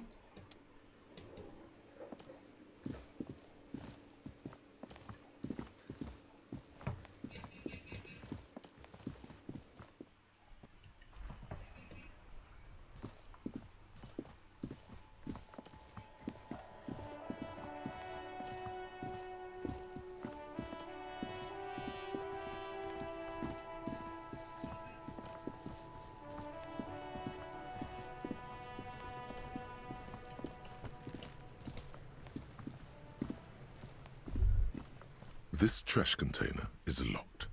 The sliding lid has a padlock that says, whirling in rags. With a well-oiled crack, the lock pops open. It should now be possible to simply raise the lid. The smell of rotten food rises to greet you. You see soggy cartons, dirty rags, and organic waste. Okay. We're just in time. This hasn't been emptied for over a week. You see milk and egg rest with one broken egg in it. Some pasta wrapper. Picking up the soggy packages somehow feels familiar. You've done this before. The movements are recorded in your elbows, the methodology in your fingers. You're used to this. No, searching for evidence in the trash. A box falls into pieces in your hands. Batiste Soleil cereal. There are plastic pasta packages below, and turbo noodles. Nothing of note, however. Among the threadbare kitchen towels, something catches your eye. A pair of denim trousers. As the legs of the slime-covered jeans begin to unspool from the garbage, a rank corpse smell fills the air. The victim's clothes? Cadaverine odor is faint. If these belong to the deceased, they were removed when he was still in the early stages of decay. Drop them in here, officer. Guitar marked blue jeans. Pockets empty or emptied. He wore them with a belt, too, a white belt. The loops appear stretched, but the belt is missing. That's it. Do you see anything else in there? I have another bag here. Something slimy catches your eye. A drab, long-sleeved shirt, olive-colored, appears from the food waste, dripping with pus. This is a military-type overgarment. No label or serial number. This is the kind of rib-knit shirt that's worn over light armor to conceal it in an urban scenario. Anything more? The rest of the rags are just kitchen variety waste. A yellow old mug that catches your eye. But other than that... All right. We should go to Gart again and ask if he knows who put the clothes in the trash. It could be as simple as someone from the hostel cleaning the yard. Or that one. I'd advise against confronting that force. Not really. All we know is the victim's clothes are in the trash, the lid was locked, and his establishment had the key. It's just a small loose thread. The lieutenant nods, then looks back into the trash container. It's just organic waste, cold and slimy on your hands. Apple and potato peels, mostly. Unidentified sludge, and the occasional chicken bone thrown in for good measure. But hey, what's this? A blue piece of plastic sticks out from the apple peels. It's shiny. Looks like the corner of something. Something larger. A clipboard. A blue plastic clipboard with moist papers hanging from it. They look badly damaged, but you can still make out forms and notes, written in a man's handwriting. I didn't realize handwriting was gendered, but okay. Officer, is that your paperwork? It is, look. The plastic has the RCM street grid on it. You've even got an autopsy form in there. If you don't mind me asking, how did this get in the trash?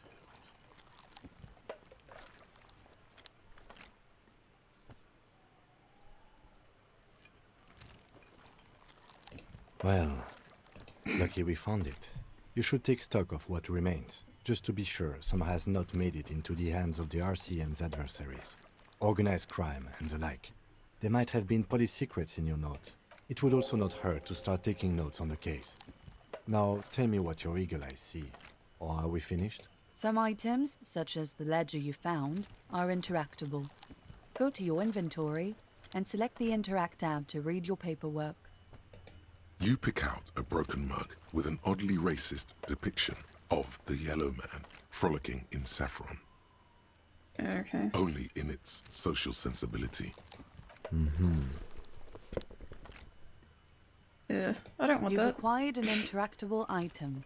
Investigate this item further by going to the Interact tab in your inventory. The container sounds a muffled gong. That's one thing off the list. I think we got it all.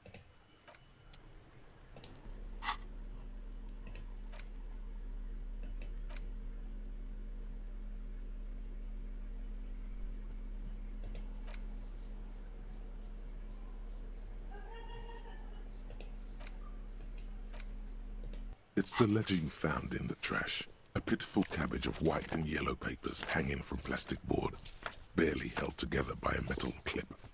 This sad display is made complete by the faint smell of urinal cleaner. There's a piece of toilet paper, or is it cleaning tissue? No, it's toilet paper, desperately sticking to the back of the blue plastic clipboard. It's a metaphor for you. Fair enough. Thank you, waterlogged ledger, for spelling it out for us. It's just toilet paper sticking to the back of the plastic clipboard. You can take it off if you want. Still wet, the toilet paper peels off the plastic easily. All you have to do is shake it off with your finger and voila! The ledger now looks marginally better. An aluminium block runs the width of the board, biting down on the paperwork. Its crocodile teeth are the only thing keeping the papers together. A regular pencil, the tip worn down to nothing, has been attached to the clip. The surface is interrupted by a silvery sticker. It's rectangular, sparkling with iridescence. You don't know how you didn't notice it before. Looks like an official mark, made to be low visibility outside the right circumstances. What? That thing. It's a halogen watermark. We use it for adding information to RCM property. Any capable light with the right wavelength will do. All RCM vehicles have headlights designed to reveal halogen watermarks. Mine too. This means you can read the watermarks if you just turn the lights on. Okay. While a bunch of sodden papers sag from the clipboard in your hand, it's a sorry sight. They're not exactly white. They're yellowed in patches by sunlight and alcohol, and covered in dense blue handwriting. Ink escapes into watercolor patterns, reaching its tendrils across entire pages. The paper itself is checkered, with faint red lines, forming short paragraphs. Once in a while, there's a red stamp that exclaims, "Case files commit to paper." The case files themselves are plenty. You count more than 100 sodden, crumpled up, earmarked pages falling apart in your hands. They appear to be sufficiently organized and extremely dense, if mostly illegible. Work, strife, poverty, the Jamrock Quarter. These are handwritten logs of investigations dating back to January 51, this year. The exact number is hard to estimate due to missing pages and an odd naming convention. But there are at least 20, maybe 30 cases undertaken, not completed, mind you. It's the middle of March. You have attempted 2 cases a week on average. What do you mean? Is that all?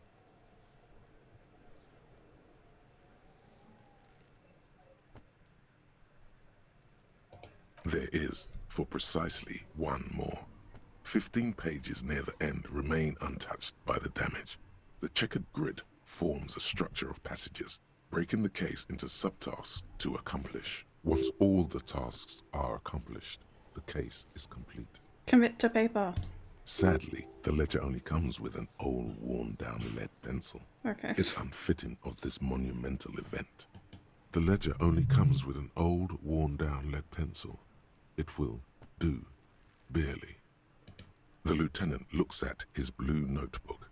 2 fat, shiny pens hang from the binder, like large-caliber bullets on an ammo belt. He is not really saying anything, just standing there, looking at them. Know that I give this to you with resentment. The tasks you've completed flow out of the blue oblong pen in a brash freehand uncannily similar to the rest of the letters. The wording comes easily. It's almost robotically simple, a language developed for mental rigor and simplicity. Inspect the victim's body. Interview the cafeteria manager.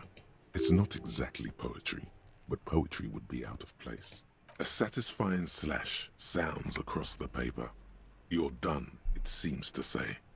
And you, and you. You're a swashbuckler with that pen, Harry, and it feels good. Feels like completion. Harry. I thought we haven't found out my name yet. Things to be done and things already done. The composition of reality. This is an extremely useful tool for a detective of the Citizens Militia. Now all that remains is to name the case. No, actually. Any ideas? Great. That's great. That's actually what I was thinking too. The Hanged Man. Good, strong name. We have a very good name for the case now. I'm going to start calling it the Hanged Man. It's good we sorted this out.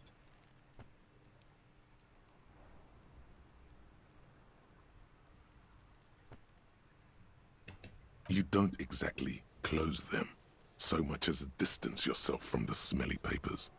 They're a little further from your nose now. In the back, you see thin, translucent copier paper. Some neon yellow, some bright red, all covered in boxes, like marching armies. These look like official forms, waiting to be filled out. Then rip them from the binder and hand them out, according to type of form. 3. The topmost are misconduct fines, the middle ones are station calls, and the bottommost are field autopsy forms. Each is easy enough to make sense of. You don't have to be an intellectual giant to do police work. A dozen pages of thin copy paper, bright red in color. You see the parameters of a deceased. The rest of the stinking cellulose is much worse for wear. Being sandwiched between the board and the rest of the paperwork must have spared the fragile copier paper. It's made of dark blue plastic, hard enough to beat someone to submission with.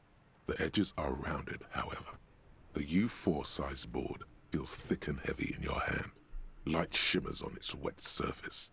On the back you see the embossed letters, RCM. Give it a shake, why not? Something rattles inside, ever so lightly. Is there a hidden compartment? And something small inside? Light, made of paper or cardboard? Or dried flowers, perhaps? Permeables. It's not hidden per se. The compartment is made for permeable materials that would get damaged if something happened to it. The plastic shimmers like lapis lazuli, but it is not see-through. You cannot see to its center. With your hands, U4-sized pages hang from the clip, screwed to the top of the board. The two sides of the board appear slightly misaligned, like a drawer that's come off its slides. If you bend the plastic on your knee, slowly, the slides snap back into place.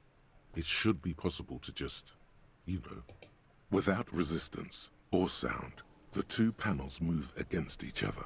The compartment is now open. 2 ticket stubs and a handmade postcard.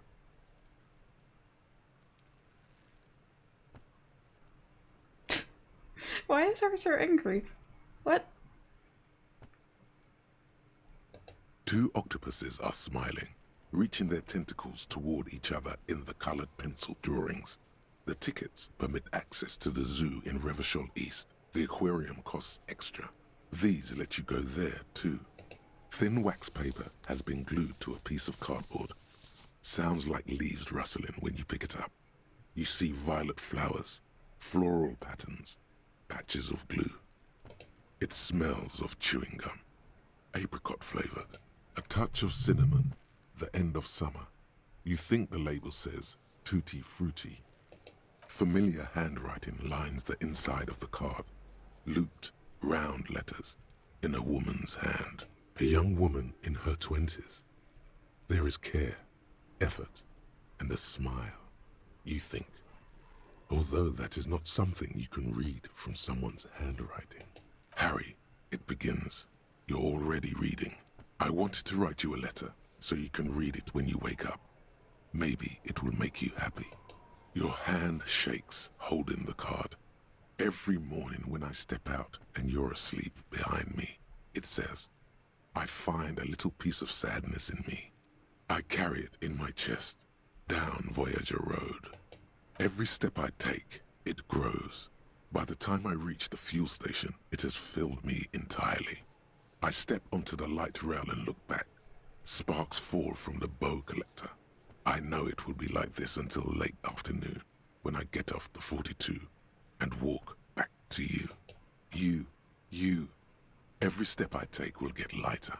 It almost makes me run. Sometimes I do.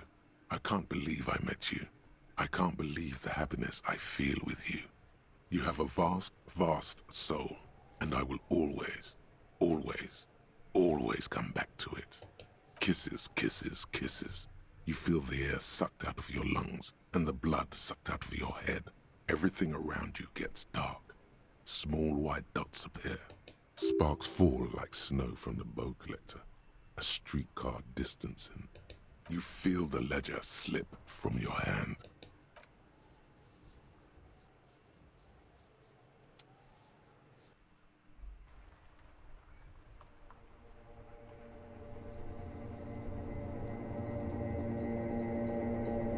Hello?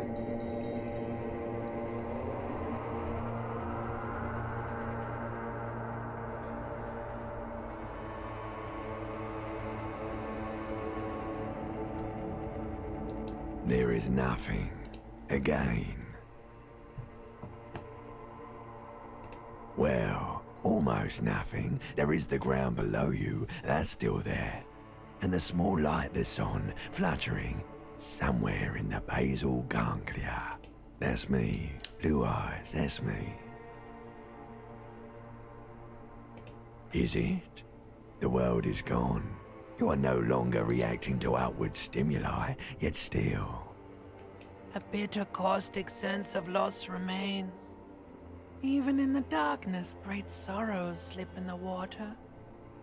Slimy.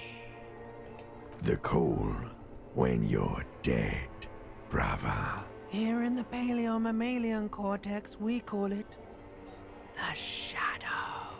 Because it's always there. Tell him. Tell him. Ah, yes. In the olfactory system, they call it the apricot chewing gum scented one. It's unhealthy of them to linger on it so. But as they say, what do you do?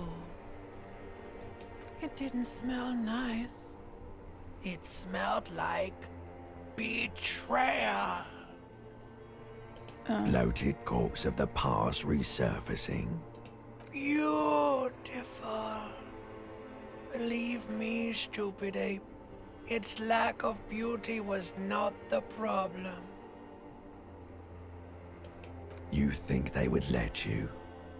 Until you disintegrate into biomolecules? No. Someone is breathing on your face now, inspecting your pupils, stupid idiot. Yes, they're pouring something on you. It's in you. And It's delicious. Glowing lights on a dashboard emerge out of nothingness. And we're back. In the upholstered cabin of Lieutenant Kitsuragi's motor carriage, seated in the driver's basket, the air is thick with leatherworks and heavy fuel oil. Cold water runs down your chin. Drink. Water. The water is cold, silvery, the stuff of life itself as it pours down your parched throat. The pounding in your head recedes. The darkness parts. Drink. You haven't drunk water in 2 days. Did you know the human body is not made to survive on alcohol alone? You need a secondary form of hydration. With greedy gulps, you down half a liter of cold water. Some of it spills on the driver's seat. The lieutenant pays no heed to it. What happened?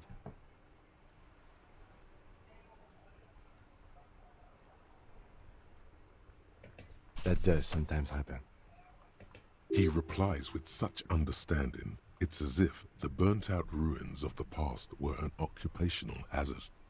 Athlete's foot for cops. You dropped these. Are you okay to proceed? Good.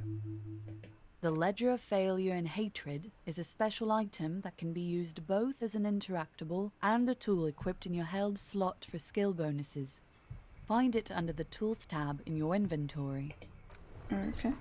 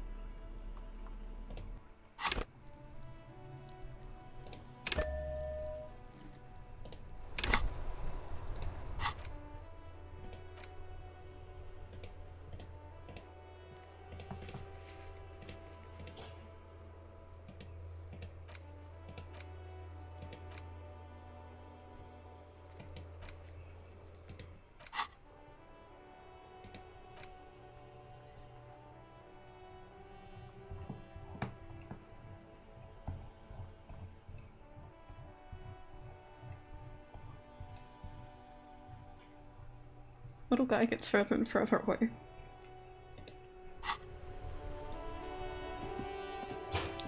Well, I guess I'll go actually look at the body, because I have the, what was it? Ammonia?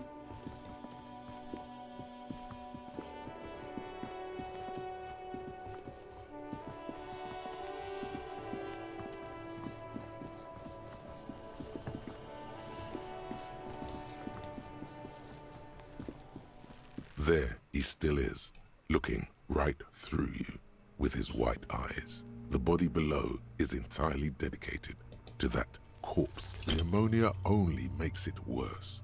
The combination forces tears out of your ducts. You manage to keep it in once. The second time, not so much. When the vomiting is done, your cheeks are wet with tears.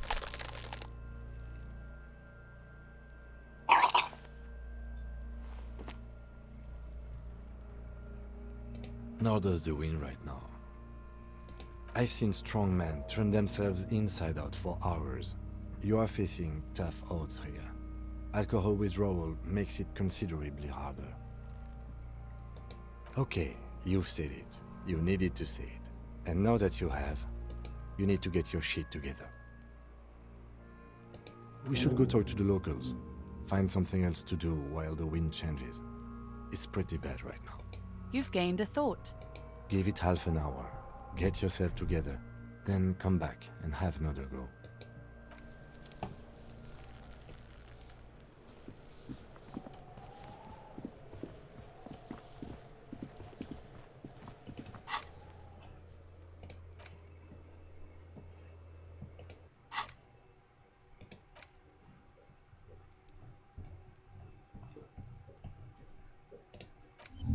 Shit compressed.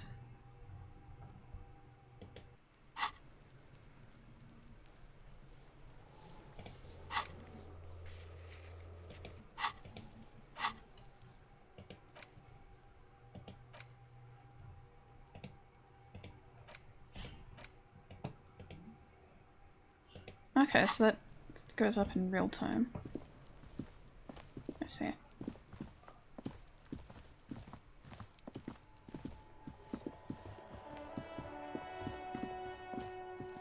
That's a choice. I don't know if I like that, actually.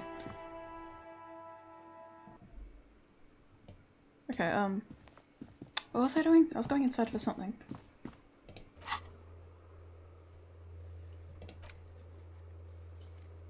Oh yeah, about the clothes.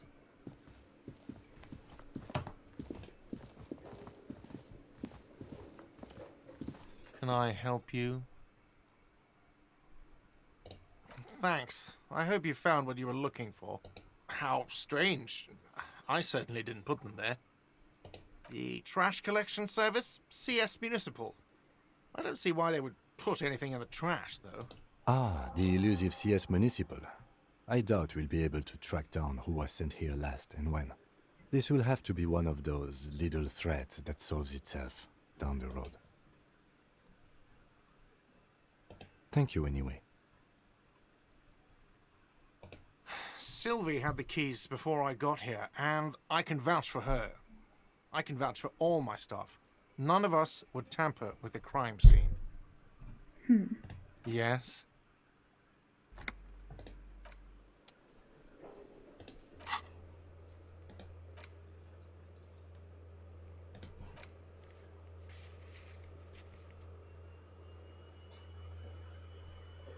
I don't want to talk to Kuno.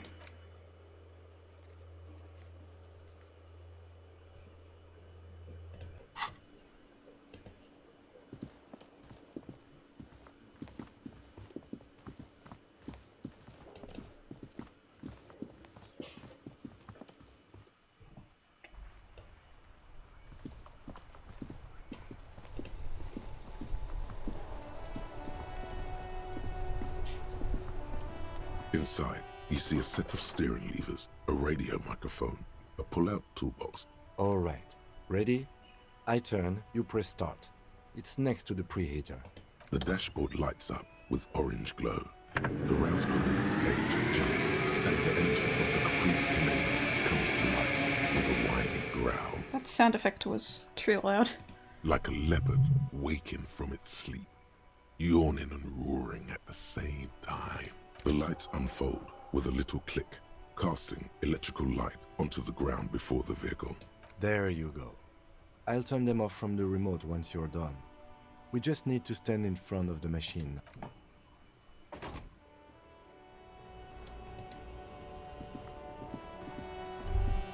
As you hold your ledger's clip under the headlamp, an iridescent hologram appears. A street grid and the veins of a great river. A familiar sensation washes over you. There she is. Revachol West. Around the borders of the watermark are dozens, no, hundreds of micro-perforations. The rectangular watermark is overlaid with the logo of the RCM, and yet the major arteries of Revachol are all recognizable. They shimmer in the Kanema's headlights. A rat brazenly darts past you and disappears amongst the stopped lorries. In the distance, a child somewhere shrieks. A woman reprimands her in a voice no quieter than the child's cry.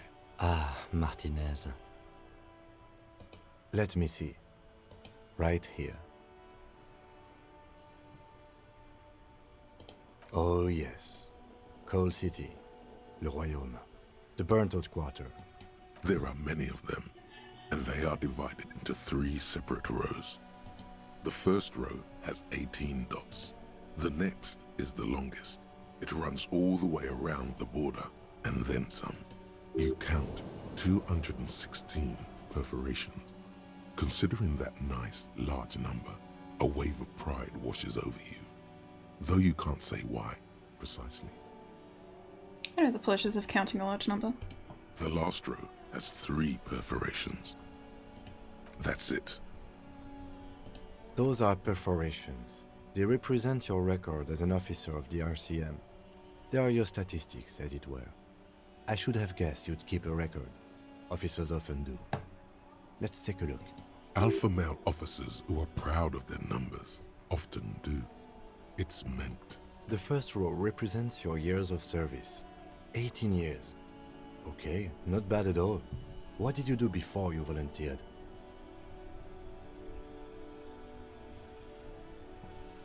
Fair point.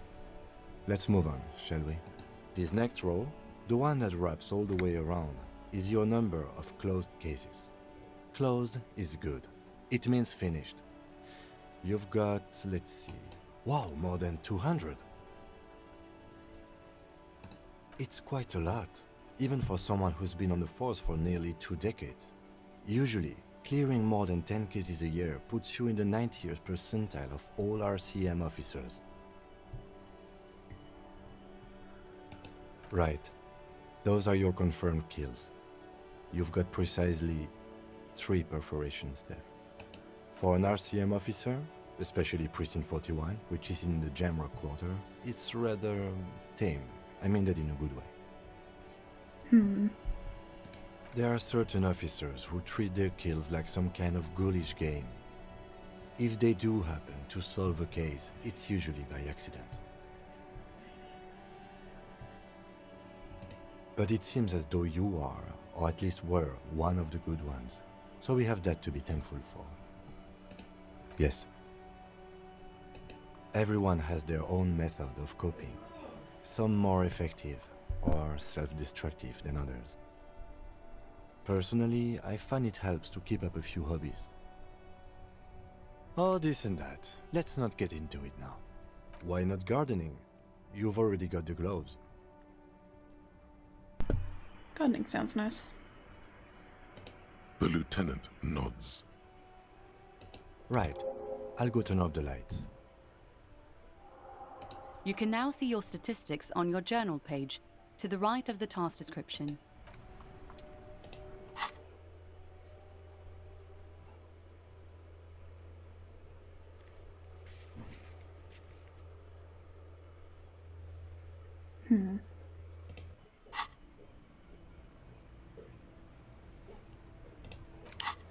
So what do I actually need to do next?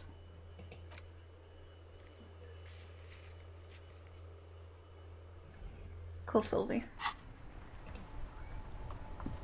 Yes?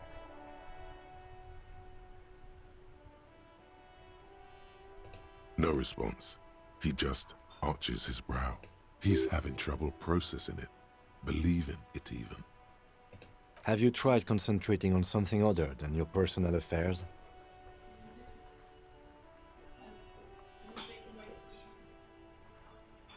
Try work, the case at hand. It can work miracles.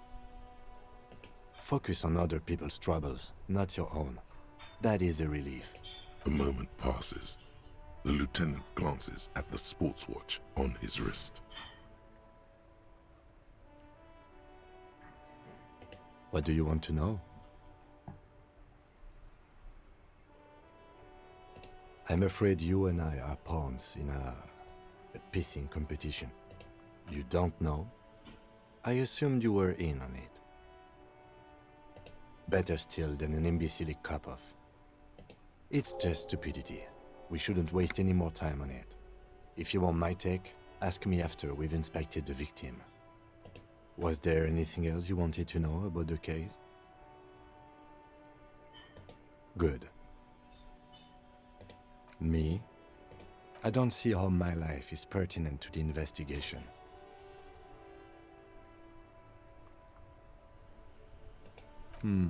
That's a fair point. All right, for the good of the investigation, what do you want to know? What do you mean? I have no idea what you're talking about.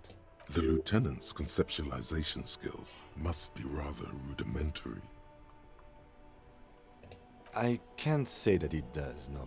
When I need to think, I just use my notebook.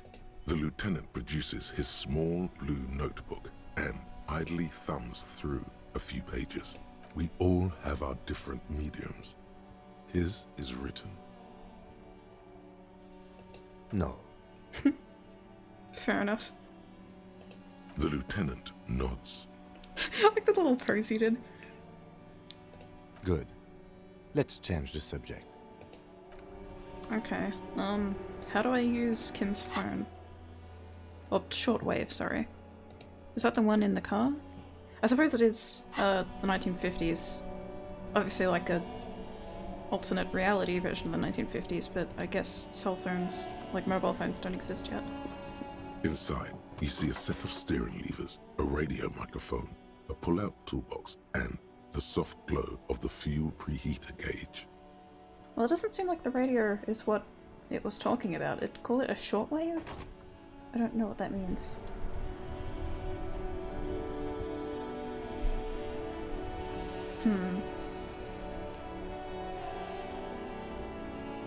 Let me just look at a different task.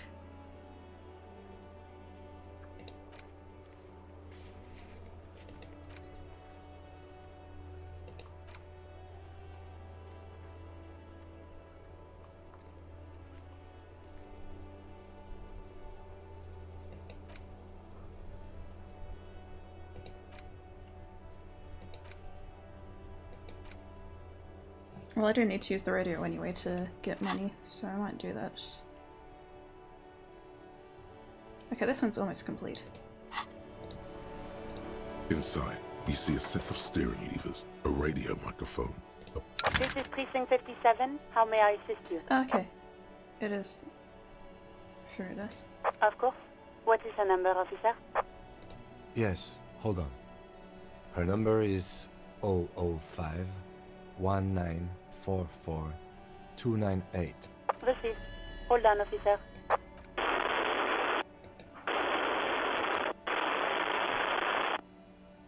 Give it a minute. She might be busy at the moment. Takes a bit to get to the phone. I do that all the time in real life. Just tapping on my thighs. It passes the time. Why did the lighting suddenly change like that? Officer, I have Sylvie Malaika on the line for you. Yes, hello? Oh, right. Hello, officer. What can I do for you? No, not me. What? Of course it bothered me. But I thought the union already knew about the court. No one calls the police. The union would get angry. You know, what the union says goes. People listen to them and they take care of their own, which is like everyone here. Legally, no. In reality, yes. Martinez is de facto policed by the dock workers union.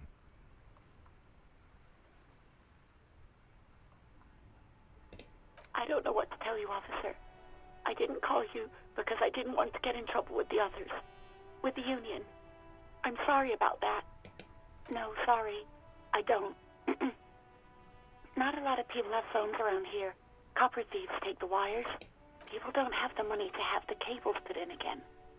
They use the Union's phone, or the one on the coast. So the Union has a phone, and there's one further down the coast. Got it. It was someone else. We'll find them sooner or later, officer. It just might take a while. Yeah, go on.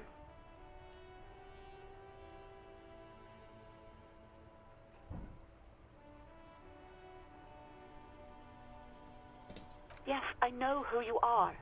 You're a police officer. The law. This exact conversation has happened before. Establishing authority before this young girl seems to have been important to you in the past. Don't go there again. Oh, no, I haven't, sorry. Real policemen have uniforms too, by the way. Where's yours?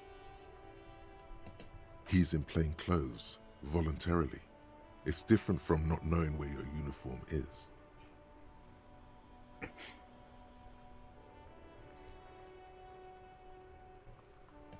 You mean, why did I leave the bar? Honestly, I'm not really comfortable discussing it with you, sir. Why not? What? No, why would you even think that?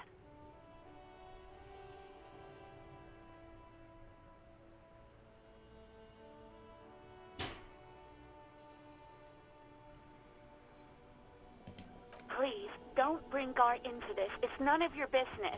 God, why can't you just mind your own business? She mutters. I already said I don't want to talk about this. You're messing everything up again.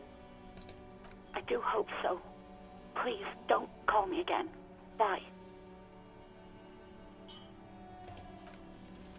No, she doesn't have a problem with you. It must be someone else she's angry about. Some other guy. Like Gart. Trust me, you wouldn't want to be the guy here. You know how it is. Yak, yak, nag, nag. No, you're the guy. You're Lieutenant Love, matchmaker extraordinaire. Help the poor girl out, lest she turns into a spinster.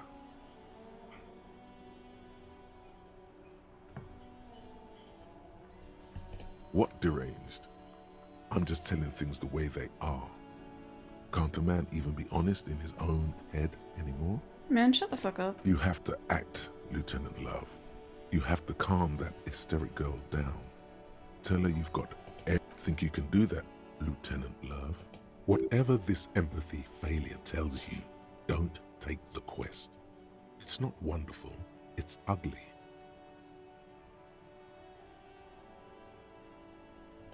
You're just a gimp. What? You want to be more empathetic? Call was terminated by the other party. Anything else, officer?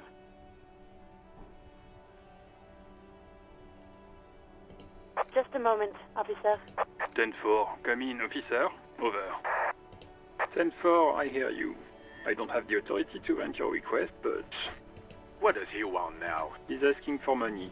Is he fucking kidding? I don't think he is. Don't give that asshole anything. He's just gonna drink it all. Alright, that's a negative on the additional funds, sir. Over. He says it's important to the case. He isn't getting a red cent. You can tell him that. Request denied, sir. Over.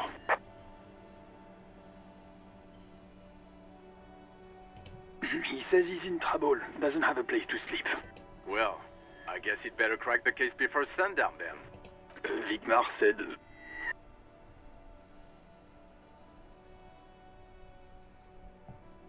Anything else, sir? Over. Roger that, 10-10, over and out.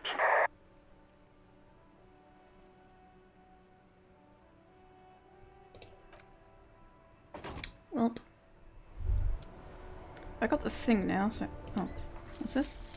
Volumetric ship compressor. Yeah.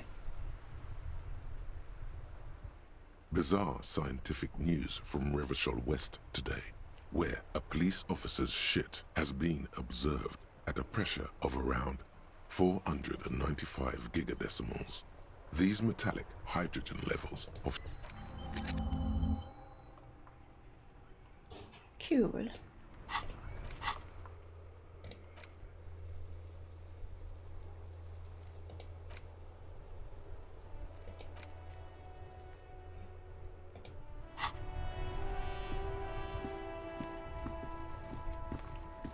So hopefully that's enough to look at the body again without throwing up.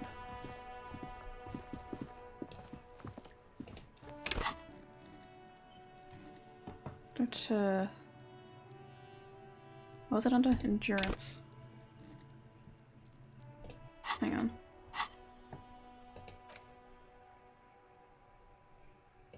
Do I have to level that up? It was under here. I can't do that.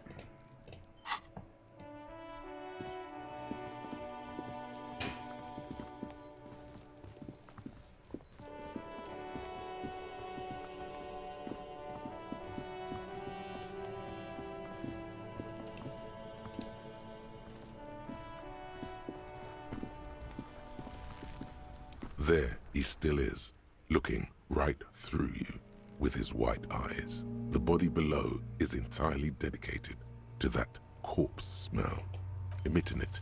Ha ha ha! Again, the corpse laughs at you, pus dripping from its mouth. You will never be able to hold it in.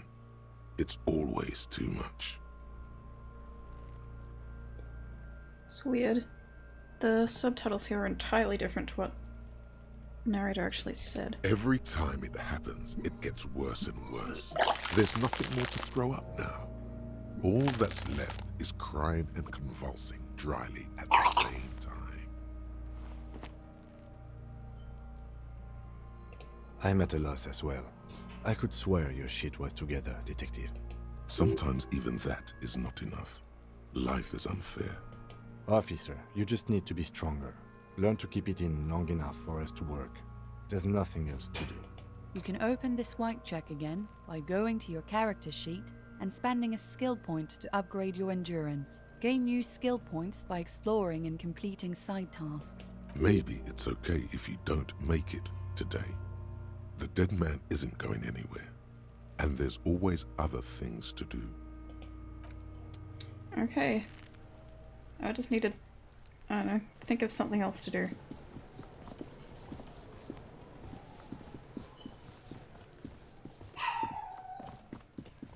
Is there anything else I have on my task list that I can actually do?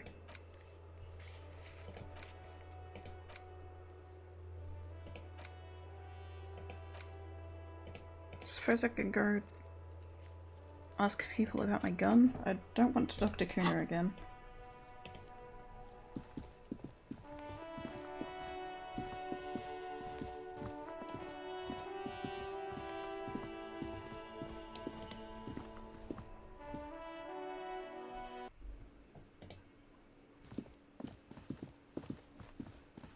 Hello again, sweetie.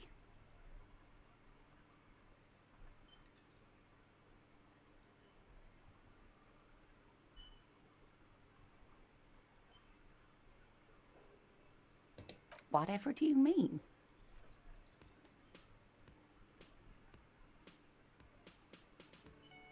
Sequence killers? Oh my. But I think you already have a partner, sweetie. A partner who needs you to help him get a corpse down from a tree. It seems to me that you lucked out with your partner. He has the look of an upstanding officer of the law. Someone you can lean on, and sweetie, you are looking unsteady. Could say that, yeah.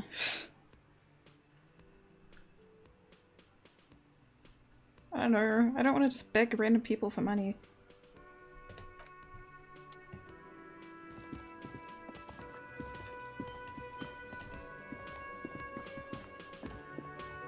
Can I help you? Another thing. Great. I love those. Yes? Yes. Have you got it? A lot. A lot. For the room, drinks, and broken window, 130 real. Like what? I was rarely enjoying talking about the money you owe me. Kim, do you have Yes? any money? Excuse me? You have a distinctive way of walking. If I were to walk in front of you, we would surely collide. I hope you don't take this the wrong way. It's just a collegial observation. In the 57th, we call it the Jamrock Shuffle. Officers from Jamrock's 41st Precinct tend to move a bit erratically. They say it's a scene-clearing technique developed by one of your lieutenants for gathering evidence. It's erratic, yet thorough. Prioritizes containers. Yes, but containers contain things. Shiny things. They're interesting. I don't know. Containers contain, I guess. I'm making assumptions. We should move on. Inexplicable feminist agenda. There is something you need to see, sir. We found the remnants of an ancient artifact lodged in your hypothalamus. It is a cylindrical object, piss-weathered and smelling of liquor. The paint is peeling off, but you can clearly make out the letters Revolutionary Feminist Agenda on the hull. It appears that some time ago, before you became a joke.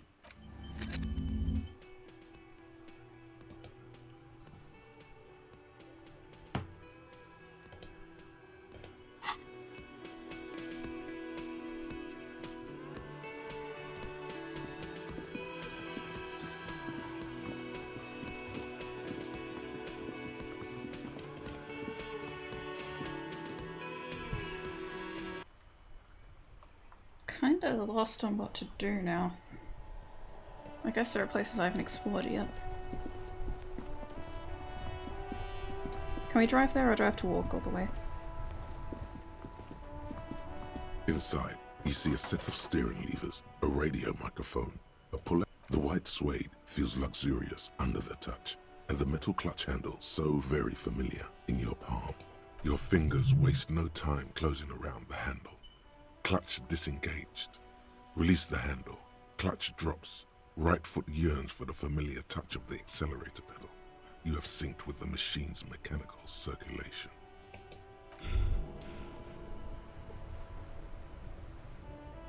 Why? Despair creeps into you, getting fat on your weakness. Whatever noble intentions you once had as a police officer, it's eating them all up now. You're still coming up with sentences. That's a step up from total annihilation, right? Yes, it can be difficult to be on the receiving end of so much distrust and outright hatred.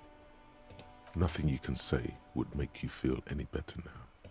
Cop gives up the detective genre for social realism. Another police officer resigned from the RCM following a nervous breakdown. He now lives Okay, under a I bridge. game overed again because I couldn't figure out how to drive a car? Question mark? When was my last save? That's all the way back in the fucking bookstore. No.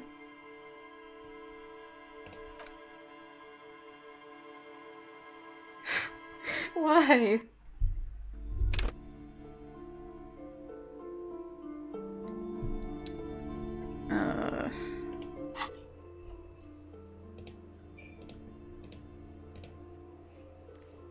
There's a bunch of shit I have to do again.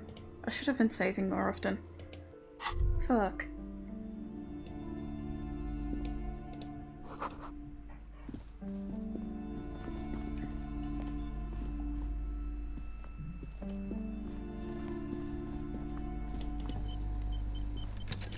Oh, and now you autosave.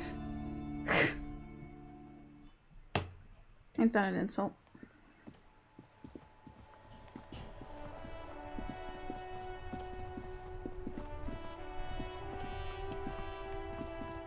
Yeah, honestly, stream's been going a little... Well, it's not as long as I usually would like my streams to be, but that kind of knocked the wind out of my sails. I might end stream here.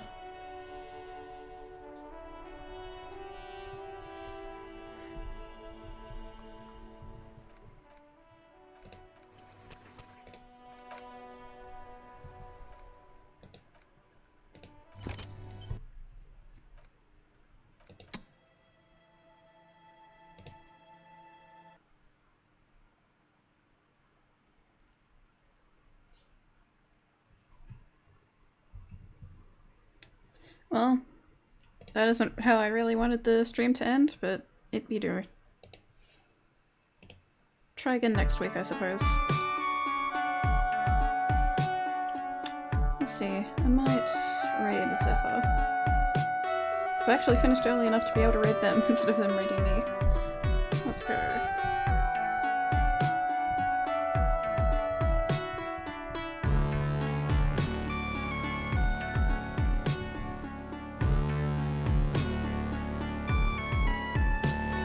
I think I did that right.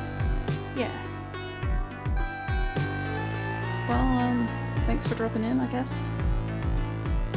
We'll be probably completing Half-Life 2 Episode 2 on Saturday, and hopefully making actual progress in this game next week. Farewell.